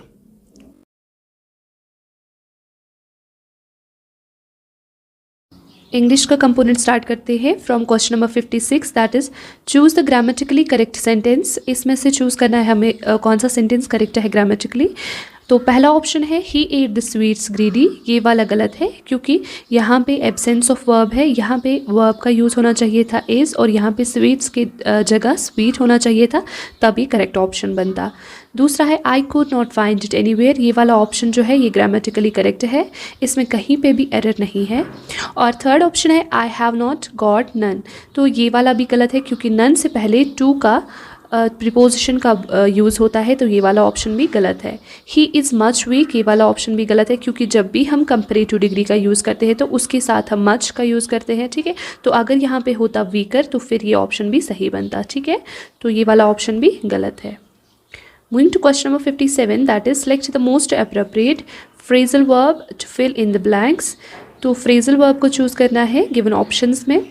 The companies profits were low and they were forced to dead a staff. ठीक है, कंपनी का जो रेवेन्यू था वो बहुत कम था और उन्होंने फोर्स किया एम्प्लॉयज़ को क्या करने के लिए। ठीक है, लिस्प ऑफ, ले ऑन और लाई ऑन। ठीक है, इसका जो सही ऑप्शन रहेगा वो रहेगा ले ऑफ। ठीक है, तो जब भी किसी एम्प्लॉय को या वर्कर को डिस्चार्ज किया जाता है किसी कंपनी से या अपने जॉब से टेम्पररी या permanently because of the economic conditions, तो तब हम उस फ्रेजल वर्ब का यूज़ करते हैं, दैट इज़ ले ऑफ। ठीक है, और लिस्प ऑफ का क्या मतलब है, वो है टू स्पीक चाइल्डिशली, और ले ऑन का क्या मतलब है, टू प्रोवाइड और arrange something often in A lavish और जेनरस वे। और लाई ऑन का क्या मतलब होता है, जब भी हम हॉरिजेंटल पोजीशन में लाई करते हैं तो उसको हम लाई ऑन बोलते हैं। Moving to question number 58, that is fill in the blank.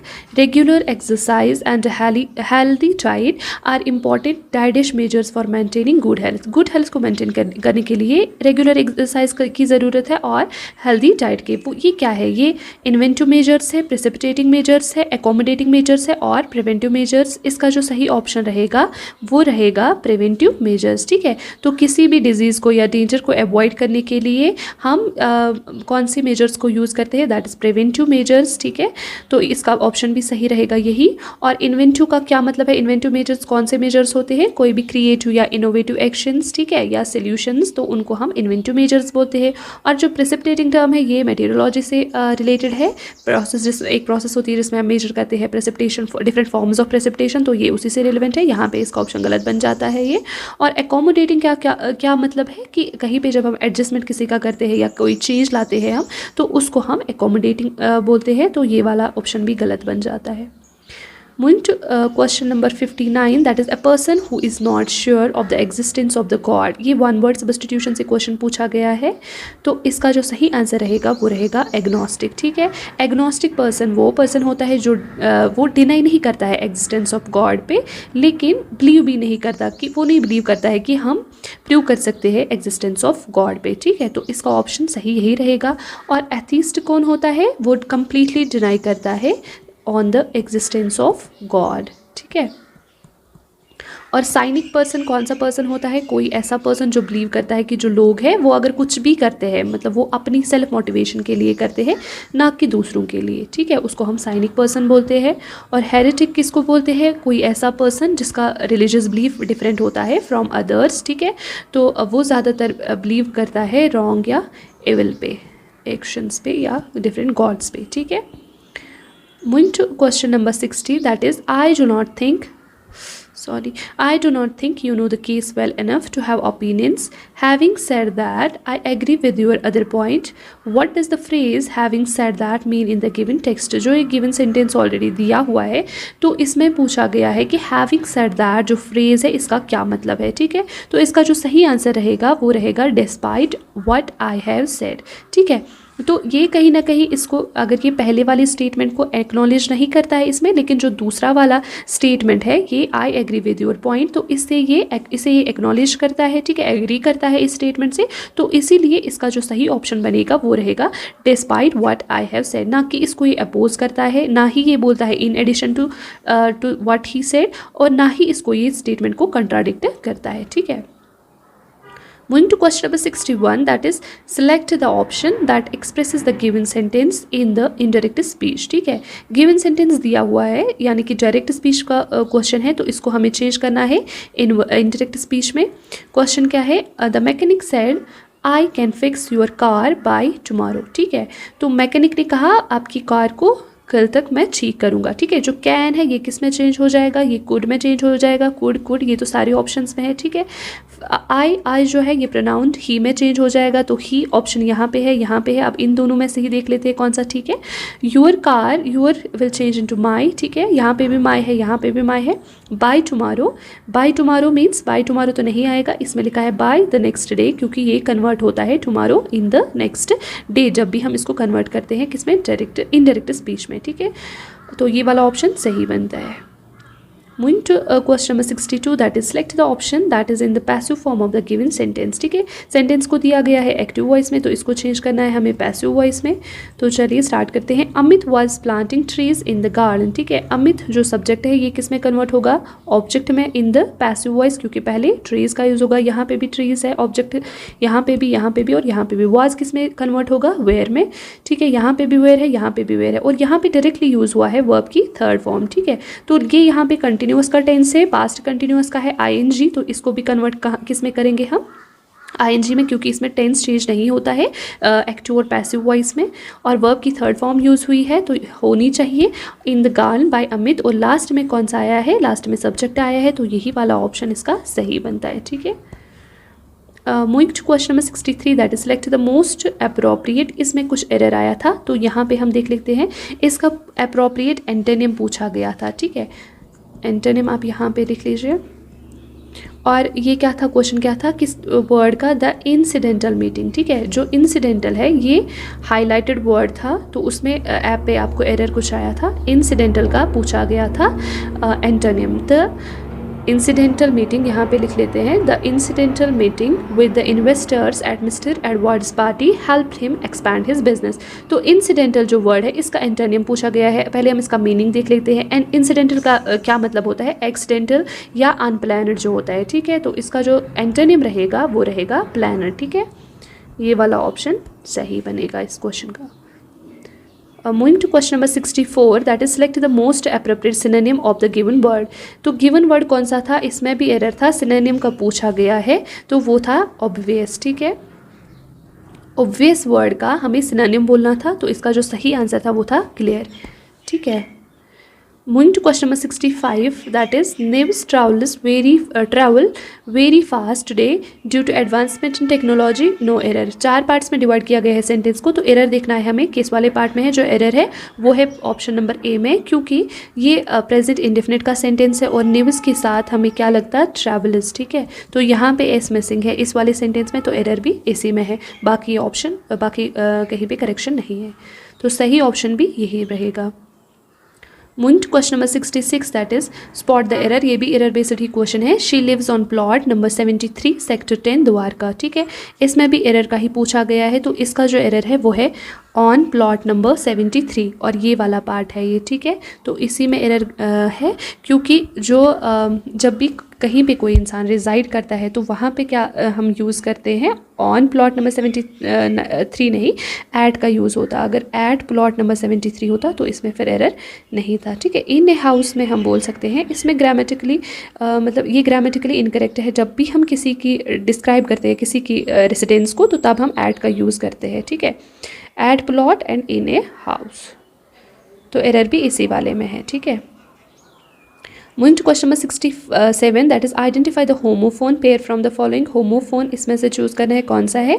Homophones कौन से वर्ड्स होते हैं जिनकी प्रोनाउंसिएशन सेम होती है बट उनकी स्पेलिंग और मीनिंग जो है वो डिफरेंट होती है, ठीक है। तो आप चूज़ करिए कौन सा है, ठीक है। एड एंड हैड ये तो गलत है, क्राई फ्राई ये भी गलत है, फ्लॉर एंड फ्लॉर ये इनकी जो प्रोनाउंसिएशन है वो सेम है लेकिन इनकी जो स्पेलिंग मिस्टेक है वो गलत है, और यही होमोफोन पेयर भी है, ठीक है। कैच पैच ये भी नहीं है। Moving to question number 68, that is a closed passage. तो देखते हैं, yesterday as Michael was walking slowly home he saw dash accident, ठीक है। तो इसमें कौन सा ऑप्शन फिट होता है, पहले हम यही देख लेते हैं। he saw an accident, ठीक है। तो एन यहाँ पे भी है, एन यहाँ पे भी है। as the girl dash a bicycle, as the girl dash a bicycle, as a girl with a bicycle, ठीक है। with a bicycle ये वाला ऑप्शन ही सही है। विथ तो नहीं है, सॉरी ये वाला नहीं है, ऑन आएगा क्योंकि ऑन है बाइसिकल था ये, ठीक है। विथ तो हम पर्सन के साथ यूज़ करते हैं लेकिन ये उस पर थी तो ऑन का यूज़ होगा, ये वाला ऑप्शन गलत है और ये वाला ऑप्शन सही है। As yesterday as Michael was walking slowly home he saw an accident as the girl on a bicycle was turning तो दूसरे वाले क्वेश्चन में देख लेते हैं इसका सही answer. Bicycle was turning out of A street, out of A street इसका क्या ऑप्शन रहेगा, out of A street, street से बाहर आ रहा था, ठीक है। तो इस वाले 69 का क्वेश्चन का आंसर रहेगा आउट। और फिर है शी कोलाइडेड वो एक पर्सन से टकरा गई तो विद का यूज़ होगा तब, ठीक है। She collided with a pedestrian, choose a correct option for the fourth blank. इसका जो सही आंसर है वो रहेगा विद ही, ठीक है। हेलो, अब हम मैथमेटिकल एबिलिटीज़ का सेक्शन स्टार्ट करने जा रहे हैं। सुनो, ये है आपके पास question 1। A metallic solid cuboid of dimensions, सुनो बेटा, ये लेंथ हैं, ब्रेडथ हैं, हाइट है, किसका, क्यूबॉइड का। इज़ मेल्टेड, इस क्यूबॉइड को हमने मेल्ट किया and recast in the form, फिर हमने छोटे छोटे क्यूब्स बनाया। उन क्यूब्स की जो एज हैं वो 6 सेंटीमीटर हैं, यानी लेंथ ब्रेडथ हाइट क्यूब को सेम होता है। हमें बताना है कि नंबर ऑफ क्यूब्स कितने हमें मिलेंगे। सुनो बेटा, अब हम इस क्वेश्चन को कैसे करेंगे बेटा। रिकास्ट मेल्ट करके रिकास्ट क्यूब्स, वॉल्यूम तो हमेशा सेम ही रहता है बेटा। हम लिखेंगे बेटा volume of cuboid, volume of cuboid is equal to volume of each cubes. कितने क्यूब्स, n क्यूब्स। हमें यही वैल्यू ऑफ n निकालना है। वॉल्यूम ऑफ क्यूबॉइड किसके बराबर है, 36 into 18 into 12, length into breadth into height is equal to n times. अच्छा, volume of cube किसके बराबर होते हैं, volume of cube L cube यानी 6 क्यूब, ठीक है। चलो अब हम लिखेंगे 36 into 18 into 12 is equal to n। 6 cube को हम लिखेंगे 6 स्क्वायर, दैट मीन्स 36 इंटू 6, है ना। चलो 36 से 36 कैंसल, 6 1 6 3 18, तो 12 3 36, तो n का वैल्यू कितना आया हमारे पास 36, यानी हम 36 क्यूब्स बना सकते हैं। किस, इस क्यूबॉइड को जब हमने मेल्ट किया तो उसको हमने छोटे छोटे कितने क्यूब्स बना सकते हैं, 36 क्यूब्स जिनकी एज 6 सेंटीमीटर हो, दैट मीन्स 36 इसका करेक्ट ऑप्शन है। चलो बेटा, अब हम नेक्स्ट क्वेश्चन पढ़ेंगे। नेक्स्ट क्वेश्चन क्या है, x minus x cosec square 30, हमें ये सॉल्व करना है। सुनो बेटा, हमें वैल्यू ऑफ x निकालना है। x तो हम ऐसे ही लिखेंगे, माइनस ये x भी हम ऐसे ही लिखेंगे। कोसेक 30 किसके बराबर हैं, कोसेक 30, शाबाश बेटा, कोसेक 30 तो 2 के बराबर हैं, तो हम 2 लिखेंगे। कोसेक 30 तो 2 के बराबर हैं, लेकिन ऊपर ये स्क्वायर हैं तो यहाँ पे स्क्वायर आ जाएगा, डिवाइड बाय 1 प्लस कोसेक 30 2 के बराबर ही ऊपर स्क्वायर इज इक्वल टू, अब क्या है, कास स्क्वायर 60। कास 60 किसके बराबर है, कास 60 1/2 के इक्वल हैं, ऊपर होल स्क्वायर, प्लस 4 कॉट 45 भी 1 के बराबर हैं, ऊपर स्क्वायर हैं, माइनस सेक 60 किसके बराबर हैं, सेक 60 तो 2 के बराबर हैं, ऊपर ये स्क्वायर तो स्क्वायर रखेंगे। क्या आया, हमें x का वैल्यू निकालना है, x माइनस 4x मिला हमें यहाँ पे, डिवाइड बाई 4 + 1 5 नीचे इज इक्वल टू 1/4 प्लस इसका वैल्यू क्या है 4 माइनस इसका वैल्यू क्या है 4, -4 + 4 कैंसल। अब 4x और x माइनस 3x, ये 5 डिवाइड इधर जाके मल्टीपल 5/4 आया, ठीक है। अब x का वैल्यू क्या आया हमारे पास 5/3 4 = 12 माइनस, और ये माइनस है यहाँ पे है, -5/12 है x का वैल्यू, ये है आंसर। -5/12 है, ये नहीं है, ये भी है नहीं, इधर है बेटा इसका करेक्ट आंसर -5/12। चलिए अब हम नेक्स्ट क्वेश्चन पे चलेंगे। ए रेक्टेंगुलर शीट, कोई शीट है बेटा, रेक्टेंगुलर शीट है, चलो हमने कोई ये एक रेक्टेंगुलर शीट है, paper 40 centimetre into 22 centimetre, that means ये 40 सेंटीमीटर इसकी क्या है, ये लेंथ है बेटा, और ये 20 सेंटीमीटर 22 सेंटीमीटर इसकी ब्रेडथ है या विड्थ हम बोल सकते हैं। इस रोल्ड, इस रेक्टेंगुलर शीट को रोल किया गया बेटा, इसको रोल किया गया, टर्न किया गया बेटा, टू फॉर्म क्या बनाया, एक हॉलो सिलेंडर, उसकी हाइट 40 सेंटीमीटर है, दैट मीन्स एक ऐसा सिलेंडर प्रिपेयर हुआ बेटा, एक ऐसा सिलेंडर प्रिपेयर हुआ किससे, जब हमने इस शीट को, रेक्टेंगुलर शीट को क्या रोल किया। अब जो ये लेंथ है ये इस सिलेंडर में क्या रिप्रेजेंट कर रहा है, हाइट 40 सेंटीमीटर हाइट। अब जो ये ब्रेडथ है बेटा, जो ये ब्रेडथ की लेंथ है, जब हमने इसे रोल किया, जो ये नीचे सर्कुलर पोर्शन बन रहा है, ये तो यही ब्रेडथ ही रिप्रेजेंट कर रहा है बेटा। हमें इसकी रेडियस निकालनी है, इसकी रेडियस, जो ये पूरा एरिया है इस सर्कल का, जो ये पूरा बाउंड्री का एरिया है, ये इसी है ना, जब हमने इस पेपर को फोल्ड किया बेटा, यही जो ये ब्रेडथ है यही सर्कुलर फॉर्म में बना इधर सिलेंडर में बेटा। अब जो ये सर्कुलर बाउंड्री पूरी है उसे हम सर्कमफ्रेंस ऑफ ए सर्कल बोलते हैं, दैट मीन्स 2πr। ये किसके बराबर है, इसी ब्रेडथ से ये बना ना, ये पूरा सर्कुलर पोर्शन इसी ब्रेडथ से बना, ये तो 22 के बराबर है। हमें रेडियस निकालना है इस सिलेंडर का।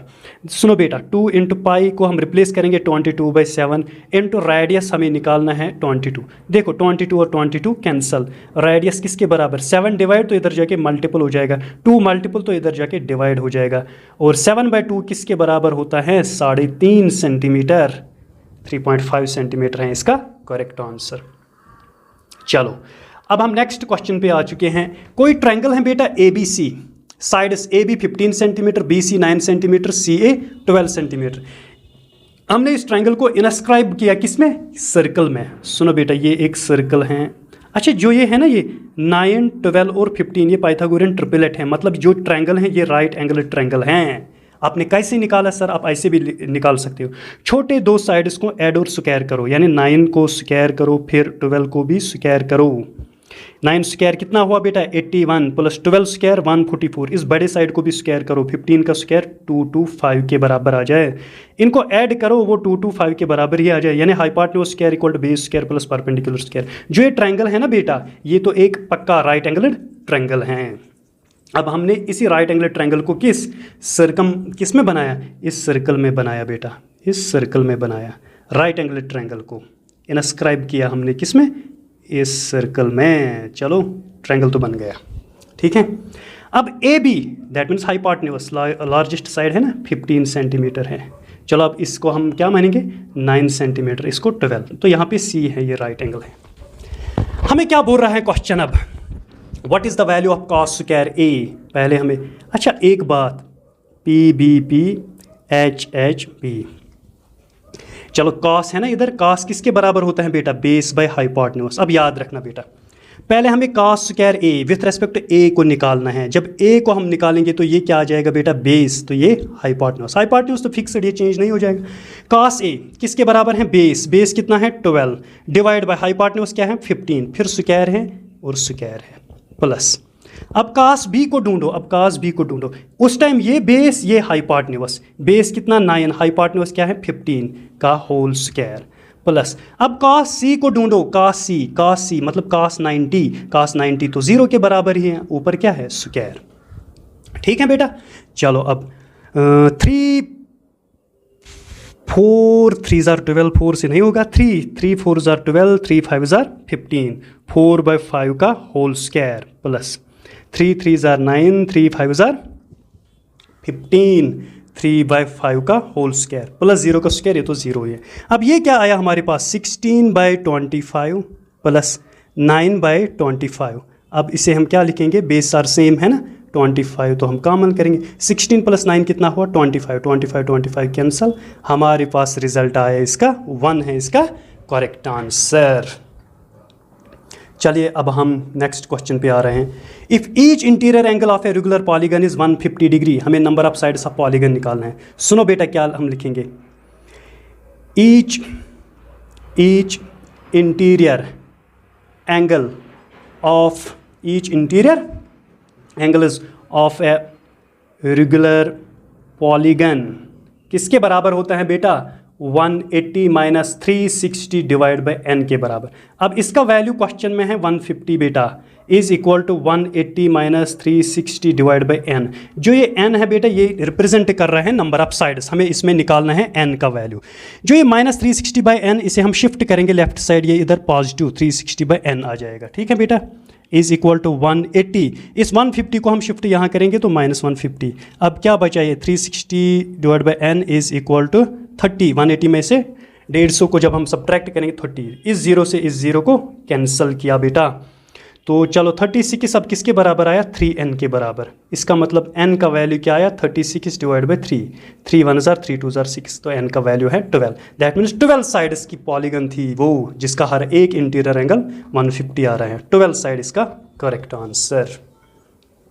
चलिए अब हमें नेक्स्ट क्वेश्चन करना है बेटा। क्वेश्चन क्या है ये, ए triangle ABC is right angled at A।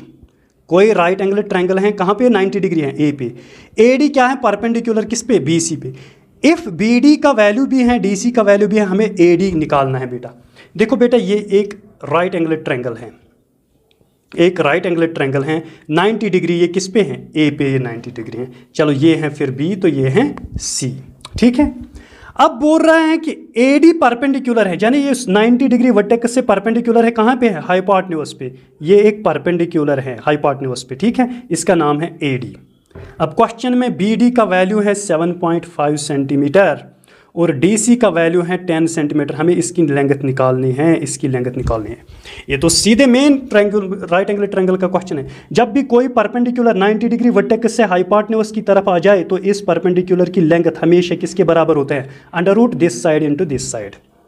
यानी लेंथ ऑफ AD जो हैं ये किसके बराबर होते हैं बेटा, under root this side 10 into this side 7.5। That means 7.5 into 10 से जब मल्टीपल करेंगे तो 75। इसका मतलब क्या है, 25 इंटू 3। 25 रूट से बाहर आ जाए एज 5√3 सेंटीमीटर इसका आंसर है बेटा। ये है इसका आंसर। चलिए अब हम नेक्स्ट क्वेश्चन पे चलेंगे। The area of a rectangle, area of rectangle ये है और लेंथ है ये, हमें ब्रेडथ निकालना है। सुनो बेटा, लेंथ इंटू ब्रेडथ किसके बराबर होता है बेटा, एरिया के बराबर। लेंथ कितना है, A + B लेंथ है, इंटू ब्रेडथ, हमें ये B का वैल्यू निकालना है। एरिया किसका बराबर, A² - B² के बराबर। ब्रेडथ तो किसके बराबर आ जाएगा, A² - B² divide by A + B। तो ब्रेडथ का वैल्यू A² - B² को हम लिखेंगे A - B into A + B को भी divide by A + B। A + B cancel, breadth किसके बराबर आया, A - B।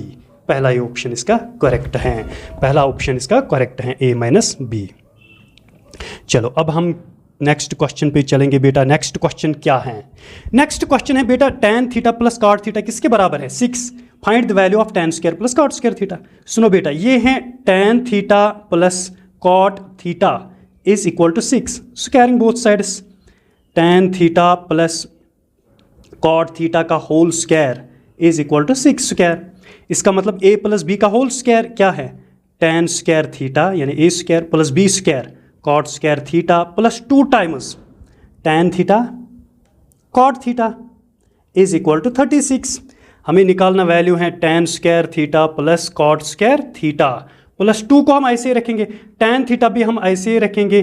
cot इनवर्स है ना tan थीटा का बेटा, is equal to 36 tan theta से tan थीटा कैंसल। इसका मतलब बेटा tan square theta plus cot square theta का वैल्यू क्या आया 36। यहाँ क्या बचा इस टर्म में, खाली 2, ये इधर शिफ्ट हुआ 36 में 2 34 आया। 1 सेकेंड, 34 आया इसका answer. tan square plus cot square theta का आंसर क्या आया 34, तो 34 है इसका करेक्ट आंसर। चलिए अब हम नेक्स्ट क्वेश्चन पे चलेंगे। sin 30, sin 40, sin 50, sin 60 है ना। चलो सुनो, sin 30 किसके बराबर है, 1/2 के बराबर, सर 1/2 के। sin 40 को मैं ये लिखूंगा बेटा sin 90 माइनस 50। sin 50 को मैं ये लिखूं sin 90 माइनस 40, क्योंकि वो भी 50 आ जाएगा। sin 60 किसके बराबर है, √3/2। sin 60 का वैल्यू हमने √3/2 लिखा डायरेक्ट। अब cos 30 किसके बराबर है, √3/2 के बराबर। cos 40 को हम ऐसे ही लिखेंगे, cos 50 को भी हम ऐसे ही लिखेंगे। cos 60 किसके बराबर है, 1/2 के बराबर। अब सुनो, ऊपर क्या है 1/2। sin 90 माइनस 50 किसके बराबर हैं, cos 50 के बराबर। sin 90 माइनस 40 cos 40 के बराबर। √3/2 डिवाइड बाय √3/2 cos 40 cos 50 1/2। 1/2 से 1/2, √3/2 से √3/2, cos 50 से cos 50, cos 40 से cos 40, सब कुछ खत्म हुआ 1 इसका करेक्ट आंसर है।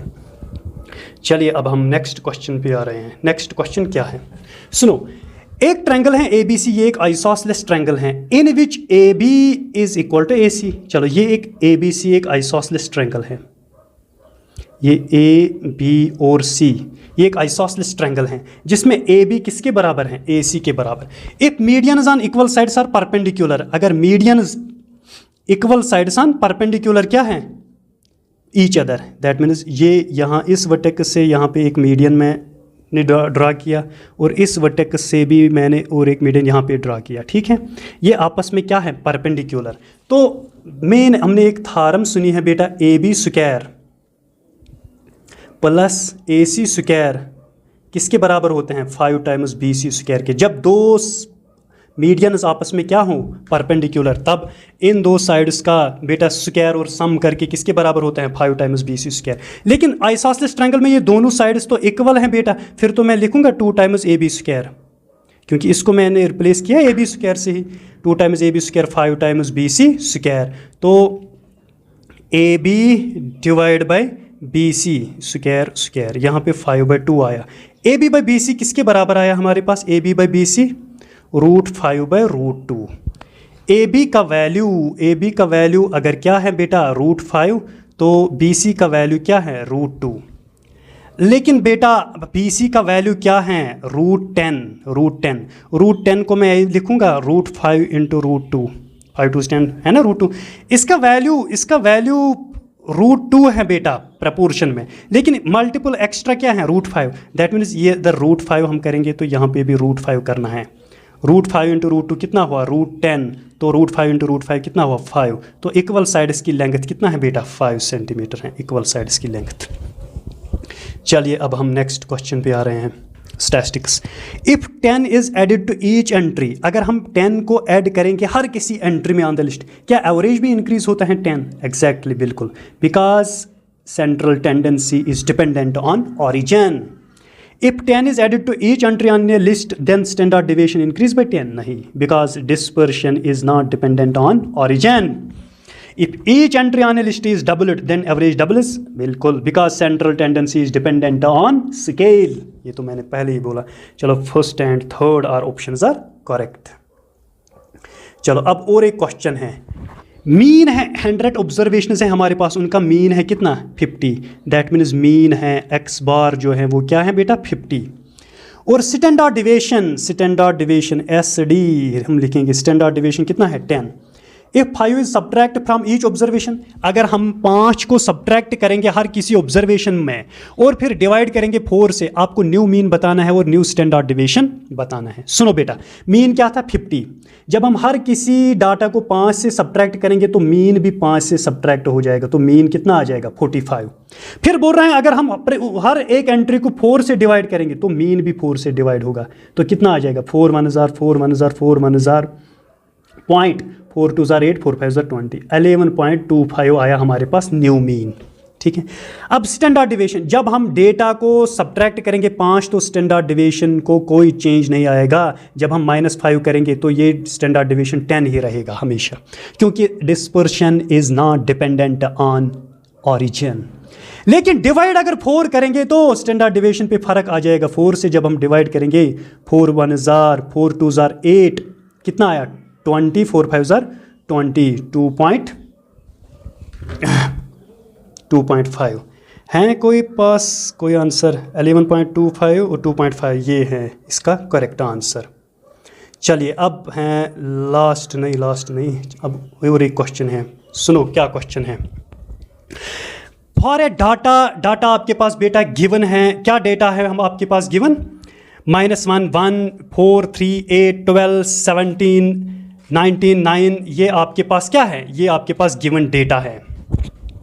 हमें बोल रहे हैं ये डेटा है आपके पास, if capital M is the median of first 5 observations then what is the value of 4m - n, here n is the median of last 5 observations. देखो बेटा कैपिटल M जो है ना ये मीडियन है पहले 5 ऑब्जर्वेशन 1 2 3 4 तो 5, ये फर्स्ट 5 ऑब्जर्वेशंस हैं। चलो हम लिखेंगे इसको अब असेंडिंग ऑर्डर में -1 फिर 1 फिर 3 फिर 4 तो फिर 8, ये पहले 5 ऑब्जर्वेशंस हैं। इनका मीडियन है कैपिटल M, वो किसके बराबर है बेटा 3 के बराबर, बस मीडियन है ना ये बीच वाला।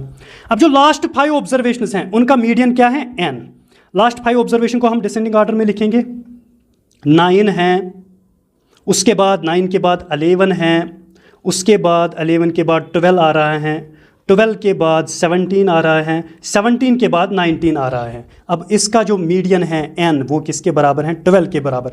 हमें निकालना क्या है वैल्यू ऑफ 4m - n। 4 तो हम ऐसे ही कैपिटल M का वैल्यू 3 माइनस n का value 12, 4 3 are 12 - 12 that is equal to 0। Correct answer इसका 0 है। चलो अब हम नेक्स्ट क्वेश्चन पे चलेंगे। फाइंड द वैल्यू ऑफ, हमें वैल्यू निकालना है x - y का।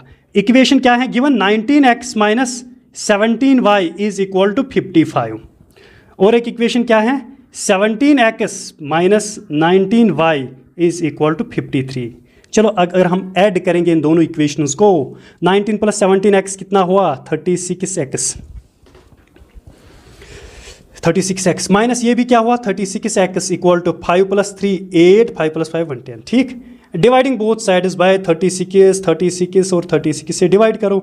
x - y इक्वल टू 36 1 1000 36 3 1000, हमारे पास डायरेक्ट आंसर आया x - y किसके बराबर है 3 के बराबर है। सिंपली हमने ऐड किया इन इक्वेशंस को फिर डिवाइड किया 36 से, हमारे पास डायरेक्ट रिजल्ट आया x - y का।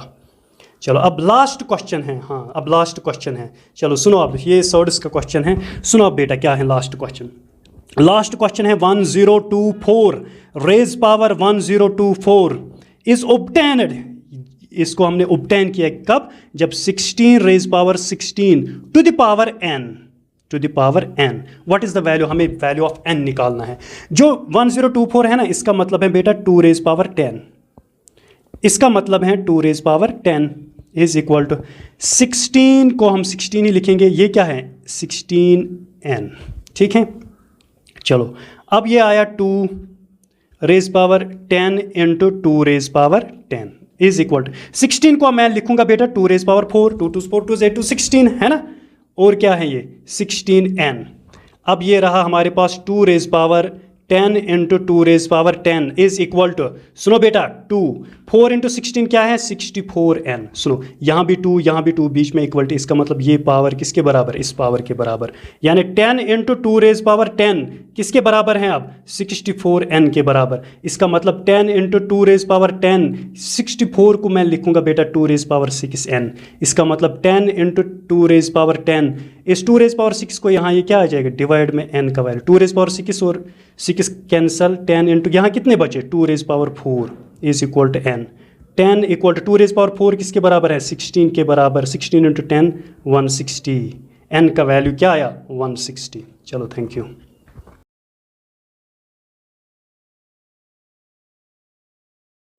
कंप्यूटर सेक्शन से स्टार्ट करते हैं। What is the function of sleep option in the Windows operating system. Windows operating system में एक ऑप्शन आता है स्लीप का, तो उसका क्या फंक्शन है? इसका जो सही आंसर रहेगा वो रहेगा option C, that is to save all open documents and programs while reducing power consumption. ठीक है, तो जो स्लीप ऑप्शन का फंक्शन होता है वो यही होता है, जब भी बैकग्राउंड में डिफरेंट एप्लीकेशंस रन कर रही होती है, प्रोग्राम्स रन कर रहे होते हैं, डॉक्यूमेंट्स ऑन होते हैं, तो उनको ये सेव करता है, लेकिन इन ए स्लीपिंग मोड। ठीक है, जितना इसमें पावर कंजप्शन होता है वो कम होता है। दैट मीन्स कि आपके कंप्यूटर को ये लो पावर स्टेट में रखता है, लेकिन साथ साथ में जितने भी रन कर रहे होते हैं बाकी डॉक्यूमेंट्स, तो उनको ये सेव करता है। ठीक है, operating system, Windows operating system में।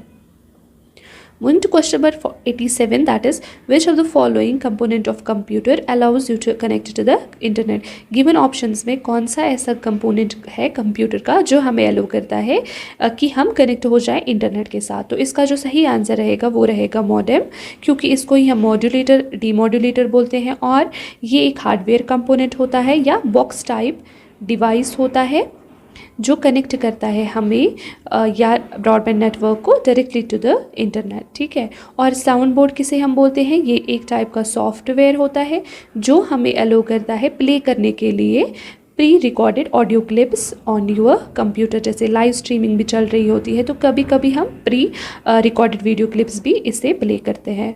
और हार्ड ड्राइव क्या होता है? ये एक सेकेंडरी स्टोरेज डिवाइस होती है। ठीक है, और रोम क्या है? रोम है प्राइमरी मेमोरी, और ये नॉन वोलेटाइल होती है, और इसको क्या बोलते हैं? Read only memory.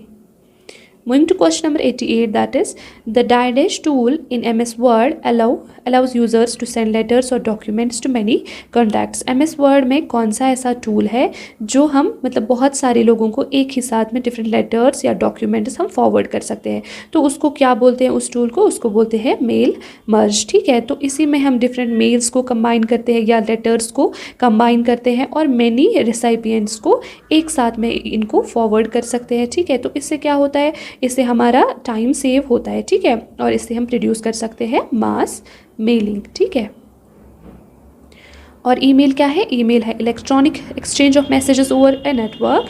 और डेटा सोर्स क्या है? ये एक फ़ाइल होती है या डेटाबेस होता है, तो या एप्लीकेशन कोई भी होती है, तो उसमें हम जिसमें बहुत सारा डेटा होता है, ओरिजिनल डेटा जिसमें स्टोर होता है। ठीक है, उसको हम डेटा सोर्स होता है बोलते हैं, और वहाँ से हम फिर एक्सचेंज कर सकते हैं या फॉरवर्ड कर सकते हैं कहीं पर भी वो वाला डेटा। और एड्रेस बुक क्या होता है? ये भी सेंट्रलाइज्ड डेटाबेस होती है या एप्लीकेशन होती है जिसमें स्टोर रहता है क्या? नेम्स या ईमेल्स या कंटेक्ट इंफॉर्मेशन किसी भी कंपोनेंट का। ठीक है, Moving to question number 89, that is, the peripheral devices of a basic computer system does not include the। जो peripheral devices होती है इनको हम external devices भी बोलते हैं। तो कौन सी ऐसी डिवाइस है जो इंक्लूड नहीं है इसमें गिवन ऑप्शंस में? तो इसका जो सही आंसर रहेगा वो रहेगा CPU, क्योंकि जो ये CPU है ना तो ये इनपुट डिवाइस है ना ही ये आउटपुट डिवाइस है, तो ये है कोर कंपोनेंट ऑफ कंप्यूटर। ठीक है, तो इसलिए इसको हम पेरिफेरल डिवाइस नहीं बोल सकते हैं। जो प्रिंटर है ये पेरिफेरल डिवाइस है क्योंकि हम एक्सटर्नली इसको अपने कंप्यूटर सिस्टम के साथ कनेक्ट करते हैं। और same goes with the keyboard, क्योंकि ये भी एक इनपुट डिवाइस है और इसको हम कनेक्ट करते हैं एक्सटर्नली। और मॉनिटर भी एक एक्सटर्नल डिवाइस ही है जिसको हम कनेक्ट करते हैं कंप्यूटर के साथ। ठीक है,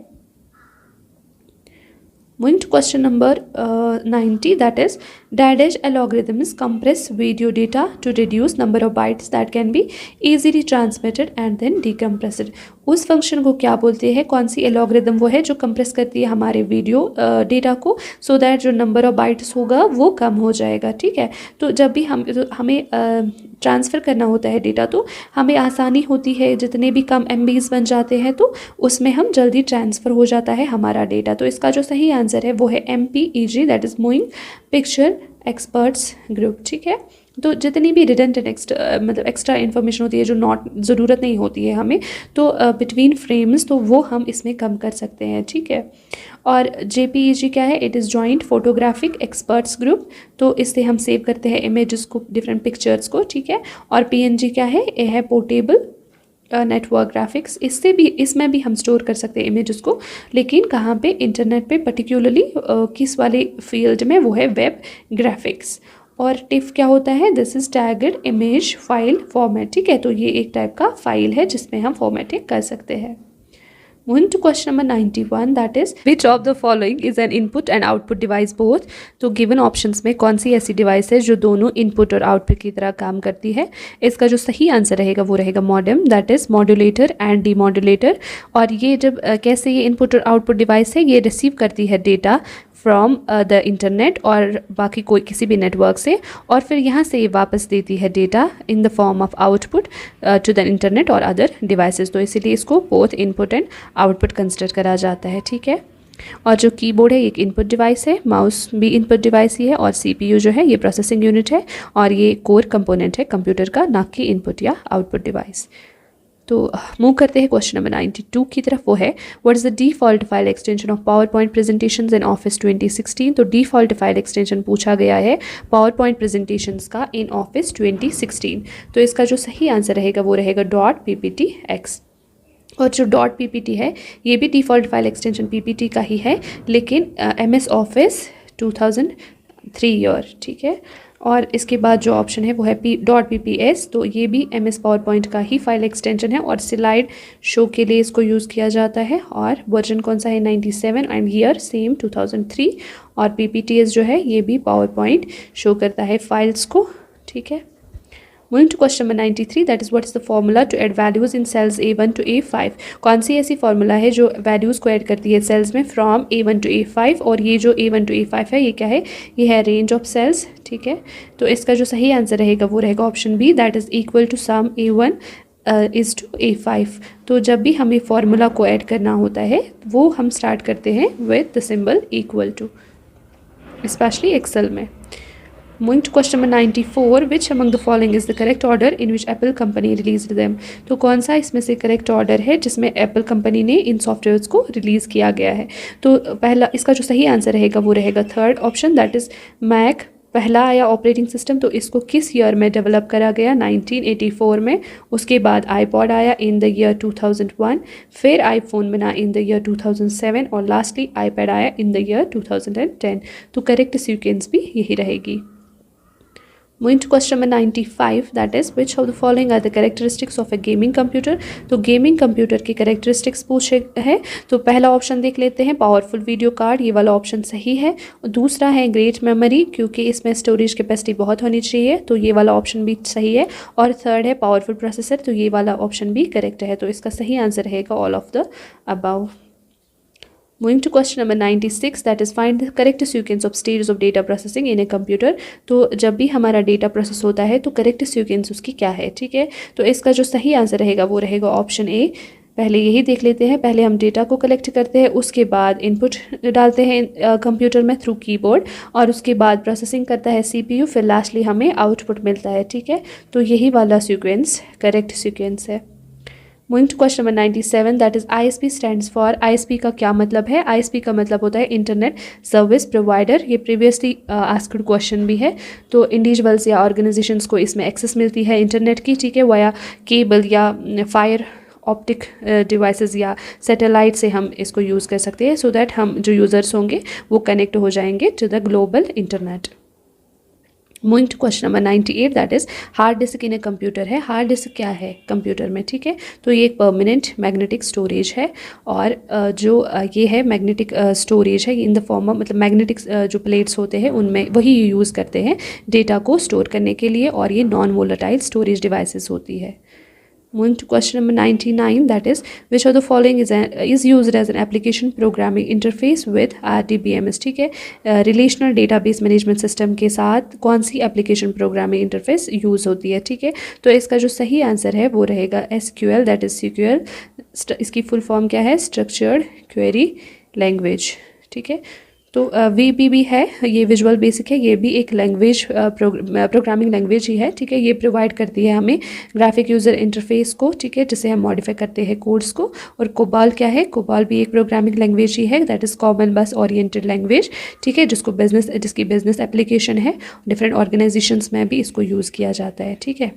तो सही आंसर रहेगा option C. Moving to the last question of this session, that is which among the following is known as the first search engine। तो इनमें से दिए गए ऑप्शंस में कौन सा फर्स्ट सर्च इंजन है? तो इसका जो सही आंसर रहेगा वो रहेगा आर्काई।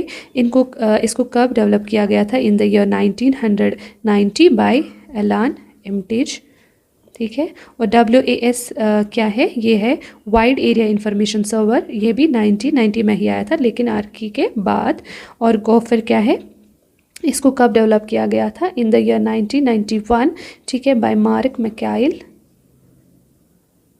और गूगल जो है इसको कब डेवलप किया गया? इन द ईयर 1998 में by Larry Page and Sergey Brin.